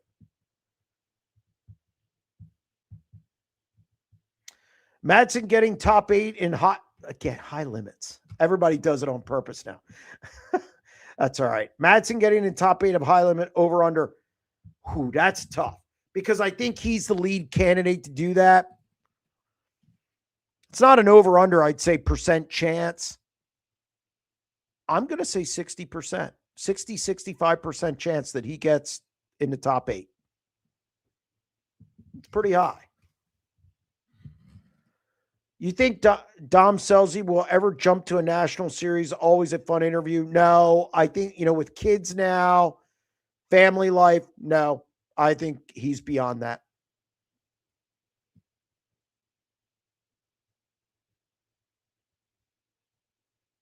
Is it true the high limits is going to have 5 feet by 5 feet scratch off tickets for the drivers to dash? I have no idea. I haven't heard anything like that. I don't even know what that is. Any outsiders coming to Icebreaker that you know of? Not as of now. I've reached out to a couple to see if they are coming in. I haven't heard back. So I have no idea. I know Anthony Macri is heading to Florida. And so is Brent Marks. Hilliard looked impressive in second routine, 26 in the 360 show. Yeah, good up and coming young driver on the West Coast. Big shock there. It seems like the West Coast is always loaded with young talent. They put out the best young talent. That's undeniable. And now it's stretched to the Northwest. I think Hilliard I'll be interested to see how he develops this year and takes that next step. He has Tessemaker with him this year. They shifted gears, took Tessemaker off the road. He's with Levi Hilliard now. Joseph Terrell will be all over that story throughout the year. So I'm anxious to see how he performs. Favorite part of the weekend was reading all the NASCAR fans complaining that Corey Day has no talent, then runs fourth in said race. Hilarious. Okay, this is where I come out on Corey Day. Corey Day, super talented. I would never say he's not. I think to say he's doesn't have talent is ridiculous. He's got to calm the hell down. Okay. Now I know he said a tire was going down on the one and a couple other things, but he does need to calm down a little bit in these cup races. They are marathons, not sprints. We're going to see how he develops throughout the year. But to say he doesn't have talent, that's ludicrous. I agree with you there. But he does need to, sometimes he looks like a pinball out there. And that's got to change. And I think it will. Look, Kyle Larson first went out there. He wasn't what he is now. Kyle has changed kind of his approach, his racecraft, so to speak. And I think you see the payoff there. So Corey Day, if he sticks with it, if he listens to teammates, listens to the guys in charge, the Jeff Gordons, Kyle bringing him along, he'll be fine because the talent is there. No doubt about it. And we'll see how he performs the rest of the year. But he's got to sometimes go slower to go faster, and you can't piss off half the field. You just can't do it. So a little bit of both, but to say he doesn't have talent's ridiculous. What's your favorite sprint car nickname? I'm the North Pole Nightmare myself. I hate nicknames, but I might have to side with you there. The North Pole Nightmare, probably the best one. Probably the best one. If DeWeese passes Kaufman, Keith will return like Phillip Rivers to reclaim the lead. Just putting it out there. I don't think Keith has any interest in getting back in a car.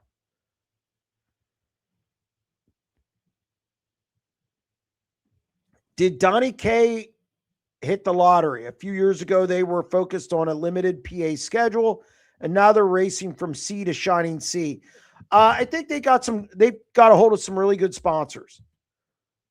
So I know for the Skagit show, I think it's either a sponsor, one of their sponsors has a son that lives out there, so they're going to stay with him. Obviously, that cuts expenses. Lodging's a big undertaking on the road. So I think that helps. They get help on these trips. I think some of the stuff a few years ago was maybe driver oriented. Look, you have Darren Pittman now who's raced on the road. And I think that also makes you want to go out there, especially if you have resources at your disposal. So I think it's a combination of both.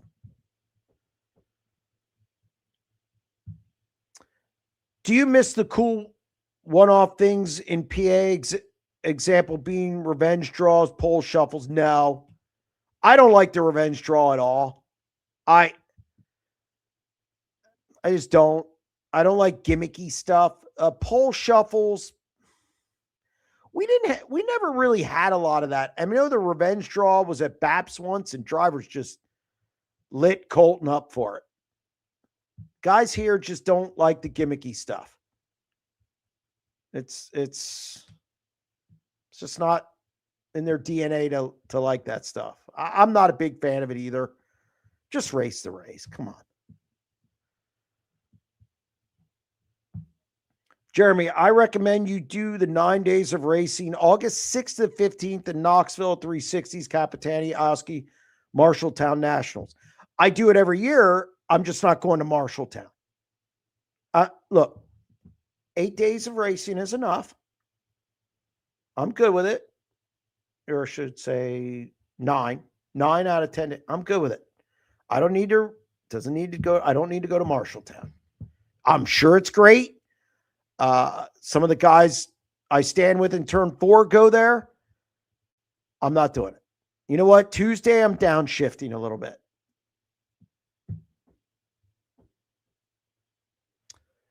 Chubby, CMB Chubby should be in the Sprint Car Hall of Fame. He was up for it. I believe he was up for it. It's 2 processes to that. You've got to be nominated. First off, you got to be nominated because I'm on both committees. I'm on the nominating committee and then the induction committee. So you have to be nominated, and then you have a bio, and then people vote for you to be on the ballot, the final ballot. And then obviously you have to make it through there as well. So it is a process. Any high limit? Look at that. See, high limit. Any high limit guys besides Madsen, Marks, and Randall going to Volusia? Not that I know of. I think you'll see more next week at Magnolia and Talladega. I think more guys are going to get started there. Gio Selzy will be at those. I might be at those. Is Preston Latimus back in the Capital 91? Team has been awful quiet this offseason. From what I gather, yes. I've not heard otherwise.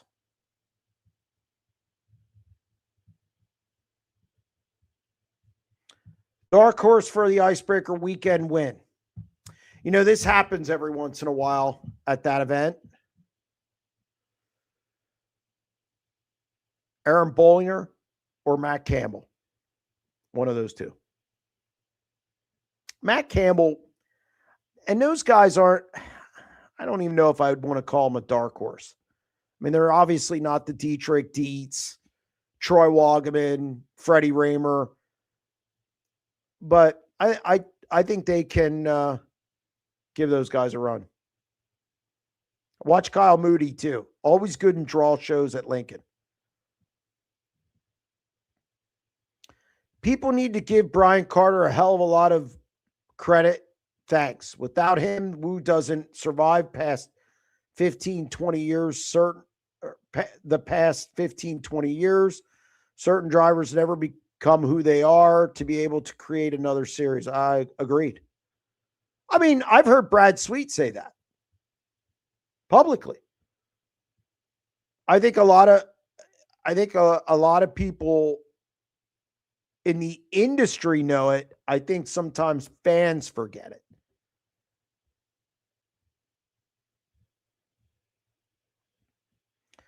How much of High Limit does Kyle Larson own? That I can't say. I don't know. I don't know the percentages.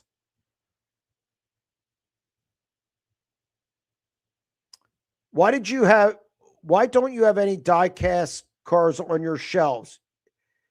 You have to be a fanboy of someone. No, I am not a fanboy of any. I have drivers I like. I keep it to myself. I've always done that. I don't wear racing shirts because how would it look if there's say an on-track confrontation and I'm wearing a t-shirt of one over the other, and then I go to interview the other guy. I mean, that they can't think they're going to get a fair shake. So I keep it all above board, and I do not play favorites. So I have guys I like talking to more so than others. I mean, that's just a personality thing, but I don't favor one person over another, and I don't buy die casts. I'm not doing that. Jeremy, late models stop on track to draw a caution. Now sprint cars do. Late models have work area. Lucas late models are doing mulligan options early in the season. PA series is too. What's next? I don't know. I don't like any of it. I don't like mulligans. I think mulligans are stupid. If you're going to give mulligans, don't have you have too many races then. Count every race in the series. I hate mulligans. That's like saying, oh, in the PGA or LPGA, Pro Golf, oh, you know what? You did poorly on hole 14. You know what? We're going to take that out. That's like saying, oh, you know what, Tom, you know what, Patrick Mahomes? You had a bad drive there. We're going to let you start that drive over. Stop it. It's ridiculous. I might hate mulligans more than I hate provisionals. And that takes a lot because I really don't like provisionals. I don't understand mulligans. I think it's a gimmick to get people to run. I think for the PA Posse series, it's a gimmick to get guys to run it. That tells me your series is too long. If that's what you're doing, there's no good reason to do mulligans. Zero. All you're doing is for the PA series, you're telling people they don't have to run a race. Well, then you probably shouldn't have scheduled the race. For Lucas Oil, I don't know why they're doing that. They did a chase thing that I thought was weird. And I don't particularly, the mulligan thing drives me insane. That's actually worse than provisionals for me. Sugar Bear always tries to get me fired up. Do you think Danny Sams will improve? Wonder if Glenn Stires would help him on the I refuse to say high limit run. I like Danny Sams. I'm anxious to see if he does improve this year, if he can build on that win that he had at Bridgeport. Yeah, I don't know if Stires is going to help him out or not. I mean, that'd be a good guy. I mean, I wish somebody would help Danny Sams out. I'd like to see how well he could do if he had some more funds, access to more equipment. I like what he did last year. I mean, I get that it was rain shortened his win, but it's a win nonetheless. And I hope he does well.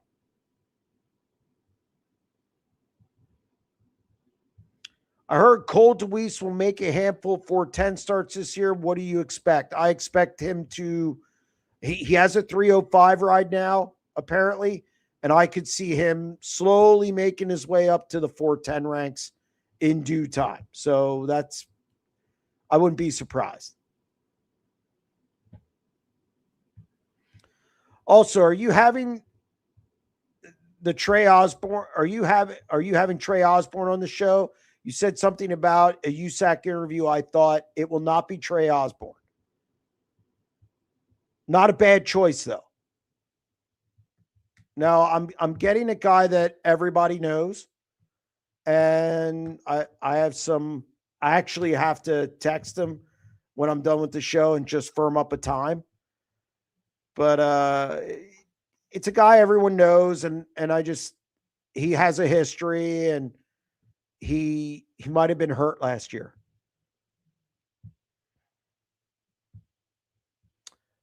Any confirmation for high limit drivers?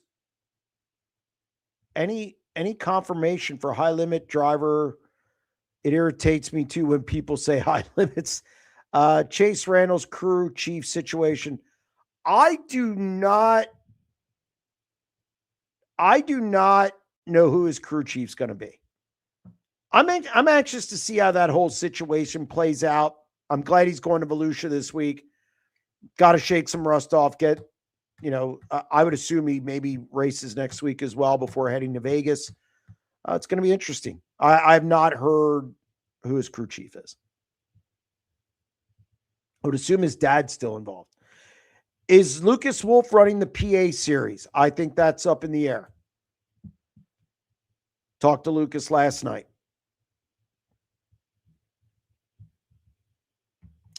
Is Brad Sweet going to win the feature at Merced in his new NARC duds? Well, they got to run it first. I'll say him or Sanders. Him or Sanders.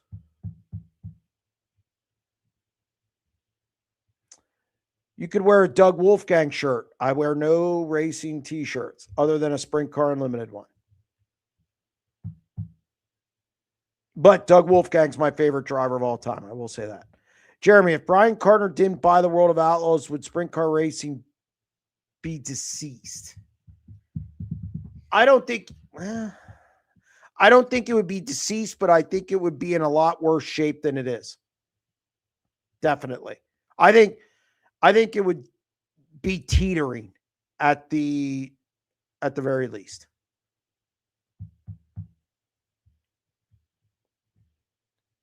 Adam Wallace will be Randall's crew chief, Axum's former guy on the 27th. Thank you very much, Chase. I appreciate that.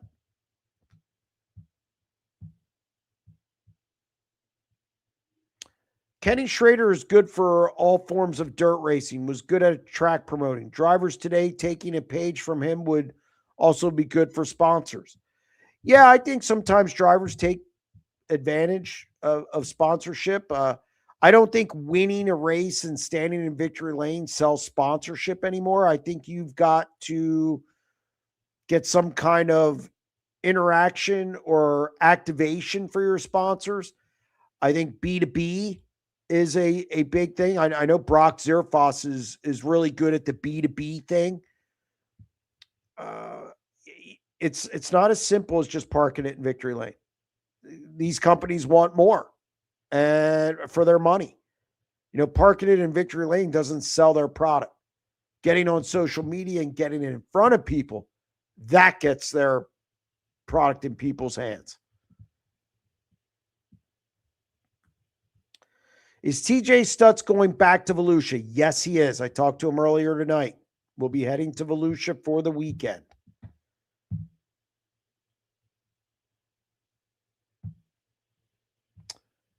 Do you own any event shirts? I do not. Even from when I was a kid, but no, I do not own any event shirts either.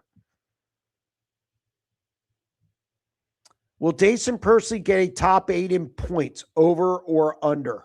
He didn't look good at Volusia. It's going to take some time for that team, I think. You got a new crew chief who's new to the Wing 410 sprint car ranks. I think that's going to take some time to develop. 8th in points. I'm kind of running down in my head who I think he'll be contending for 7th, 8th, 6th, 7th, 8th, right in that range. He's a good driver.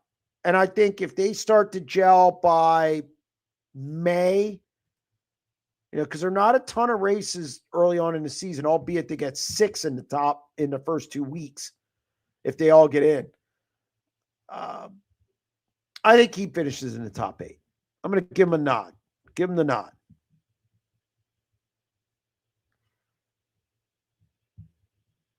Tough question, though. I like it.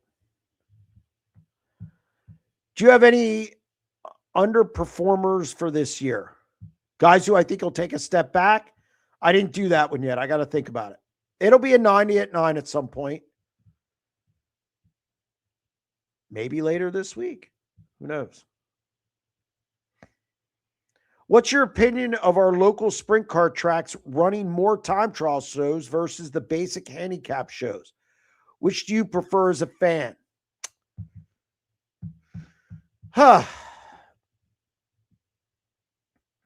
The problem with going to mostly time trials, which we have done, is I think it weeds out the lower teams who need to start up front, maybe hold on to get a paycheck or hold on to a good finish to get a good paycheck, keeps them around.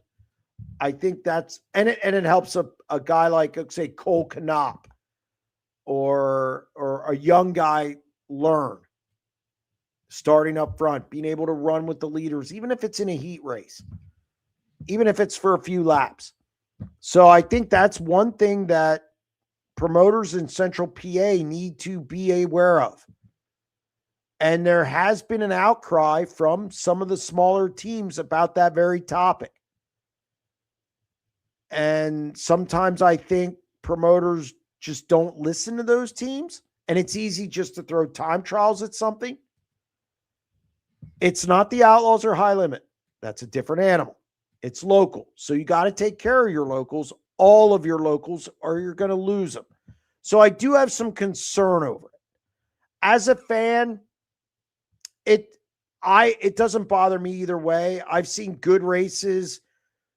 I've seen good races handicap, and I've seen them equally as good with a time trial show. I've seen them be good with a draw show. So I don't prefer one over the other. But your locals aren't professionals. Yeah, you have some professionals in your local contingent, but they are the hobby racers. There's more hobby racers, more weekend warriors. You got to take care of some of them, because if they go away, you're going to have 15 and 16 cars, and that's not good. So, like, I like the Outlaws. I like High Limit. I like elite events. But those are all professionals. You got to take care of your locals, because here's the other thing. High Limit can't come here and have 15 cars or even 20 cars or even 25 cars, because at a $40, price tag, or 45, fans are going to be pissed off about that. Same with the Outlaws. Can't come with 17 guys and only have 6 or 7 locals there. Doesn't work. It works in other areas of the country. Central Pennsylvania is different. It's a different animal altogether. So I do think it's something that people need to be aware of, not to get rid of the handicap show entirely, just from the standpoint of competitors and what I hear in the pit area. Do any invert wheel, do an invert wheel like the HBO? Are you still time trialing now? Because those teams don't want to do time trials every week. They're okay doing them once in a, doing them. They just don't want to do them every week. How do provisionals work? Are they strictly the series points, or do they still have a shot at the race purse? Okay, so the way provisionals work is they select them.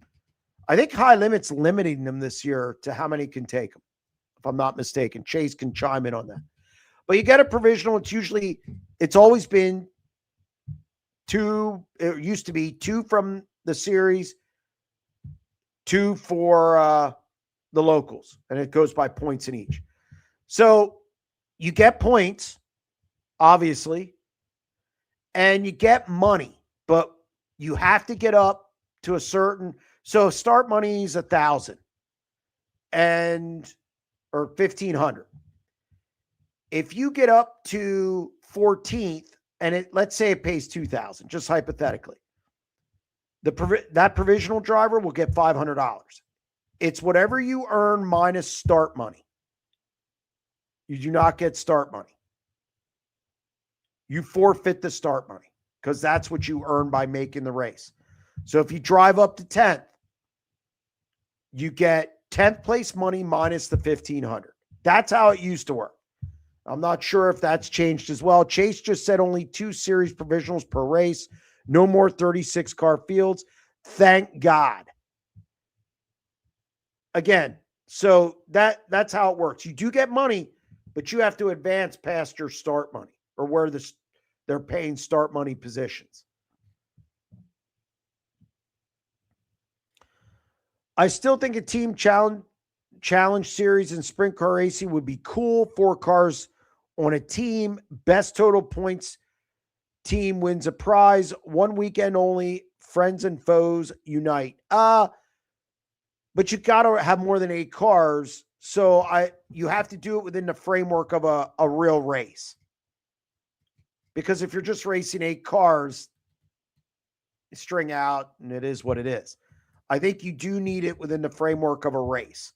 I'd like to see a Challenge Cup, say, do a Challenge Cup at, say, there was that race at Jacksonville where Larson and Gravel put on a great show. There, where your high limit guys showed up. In Wisconsin last year, high limit was already there. Wisconsin's a great place to do it because the Outlaws are right there, and so is high limit. Have some kind of Challenge Cup within the races. I like that idea. They got to be within the framework of races because you need more than 8 cars. But it's a great idea. Do some kind of Challenge Cup. If I ever get rich, I'll sponsor one. Is Stutz running the Plank 11P car again this year? If not, is anyone else slated to be in that car? I have the answer, but it could be on a 90 at 9 on Thursday. So I don't want to give it up. I will say TJ Stutz is not in the Plank car. At least not this weekend. Has a provisional ever won? That question's been asked a lot, and I'm trying to think back to it, and I'm just unsure. Sorry, I don't know everything. What's the closest thing sprint car racing, closest keyword, could get to the level of hype and excitement of the USA-Canada hockey game? If anything, it can't happen. It's just not big enough. Well, and look, there's a lot of fair weather hockey fans in the United States. We saw the buzz on Twitter. In about a week, it'll be gone. People watch it every 4 years. Internationally, though, hockey is bigger. Canada, Russia, all these other countries, it's bigger. We don't have enough of that in sprint car racing. We don't have an Olympics. And there's only a certain amount of countries. I mean, you have Australia, New Zealand. You have, I guess, Great Britain. That one sprint car drivers from there. Canada. Then that's about it. It's just not enough international flavor. Look, the Knoxville Nationals is as big as it gets. And if you put it on TV, you just need more people involved. I don't think you can do it. Again, the Knoxville Nationals is about it. Kings Royal is second. I just don't know what you could do with those events to give it that buzz, to give it that pop. Because the other thing with USA Hockey Canada, even the people who don't watch hockey were interested. That's the difference. For something to be big, you need people outside of the sport to gravitate to it. And that's what sprint car racing doesn't have. And you just said, I understand it's not big enough, but what type of event could sprint car racing do? Would it have to be a high limit situation? Yeah. It would have to encompass woo high limit. But you need to draw people who don't watch it. There was a hook with USA Canada. It's the patriotism of both. That's what the Olympics has. For those, for that one day or that one tournament, people in the United States who don't watch hockey and probably won't watch hockey again were interested. Or they commented about it. Or they said how great it was. Now, will that translate into the NHL? I don't know. We'll see the ratings. Even though I rooted on Canada, it doesn't mean I didn't appreciate the U.S. team. There's players I like on that team. I like Eichel. I probably like Eichel more than anybody else on that team. So, Chase, that's a great question, and I wish I could give you some positive energy answer to it. The key is getting people who don't normally participate, don't normally care, to care. And when you're dealing with the Olympics, you get that. And I like the NHL the Stanley Cup. The ratings won't be near what it was for Canada USA. It won't be near it. I just don't feel it will. Because the fringe fan or the fan outside of the circle, so to speak, they're not going to care about it. It doesn't affect them. You need something to gravitate to, something that's going to affect you.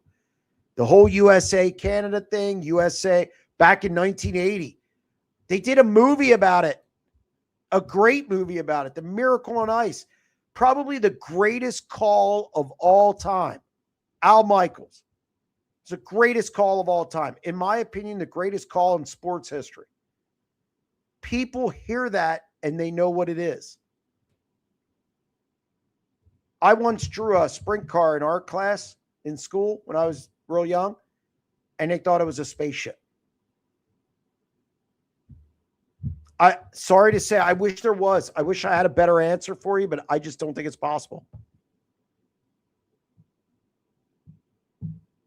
Do you need international? Why not do high limit versus woo at a big event and keep points? That's fine, but it's not going to draw the interest of a USA Canada hockey. It's not going to, that's not what he's saying. It would, anything you do to try and do that would have to be obviously high limit World of Outlaws. But it's not going to draw the interest of my neighbor. But I bet you my neighbor knows USA beat Canada in hockey. And I bet you they got a twinge of, feeling over it. Whereas a sprint car race, I got to do that. I'm sorry. I mean, it's just not what it is. Now, if you wanted to do Sugar Bear's idea where you wanted to have some kind of challenge cup, I agree with what you're saying there. That within the sport, I think maybe could attract some late model fans. Now that's not saying the sport can't grow. I'm not saying that. But to have the impact of what that Olympics, what the Sunday Olympic gold medal game had, that's a whole different animal. It's a whole, there's people, it's like the Super Bowl. People watch the Super Bowl who don't watch another NFL game all year. I know people who are like that. They watch the Super Bowl, whether they do it for the commercials, whether they do it for halftime, whether they do it just to go to a party, they have a vested interest. On a Sunday in the middle of November, October, they don't care. And I just don't think sprint car racing can capture that.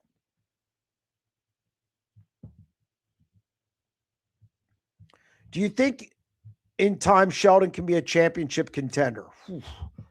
The problem Sheldon's going to have is Buddy Kofoid's there, Carson Macedo's there. Look, Sheldon, and I agree with Ripper. I think Sheldon has calmed down a bit. I saw it at the National Open. That was the best race Sheldon Haudenschild has driven in his career that I have personally seen. He was flawless, patient. It showed me that he can do that. Over an entire season, it's going to be tough to beat a guy like Kofoid and Gravel who have been doing it as long as they have. And I think they have better teams. From ownership all the way down, like resources, everything involved. A championship contender, I think it's going to take time. And he's going to have to build this 18 car. So I think maybe in 5 years, 5 years, they're going to have to build this deal. We'll see how he does this weekend. This year, no, he's out of it already.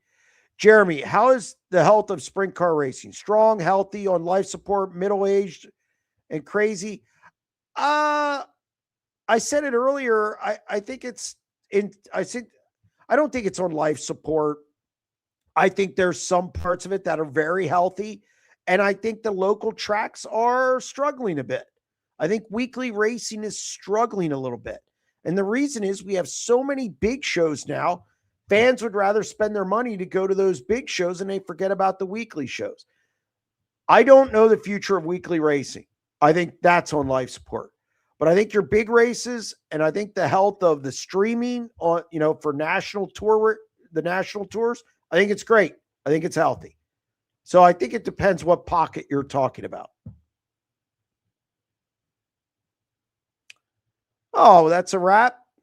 Look at Eric cutting it short. Eric making an executive decision. Huh. How about that?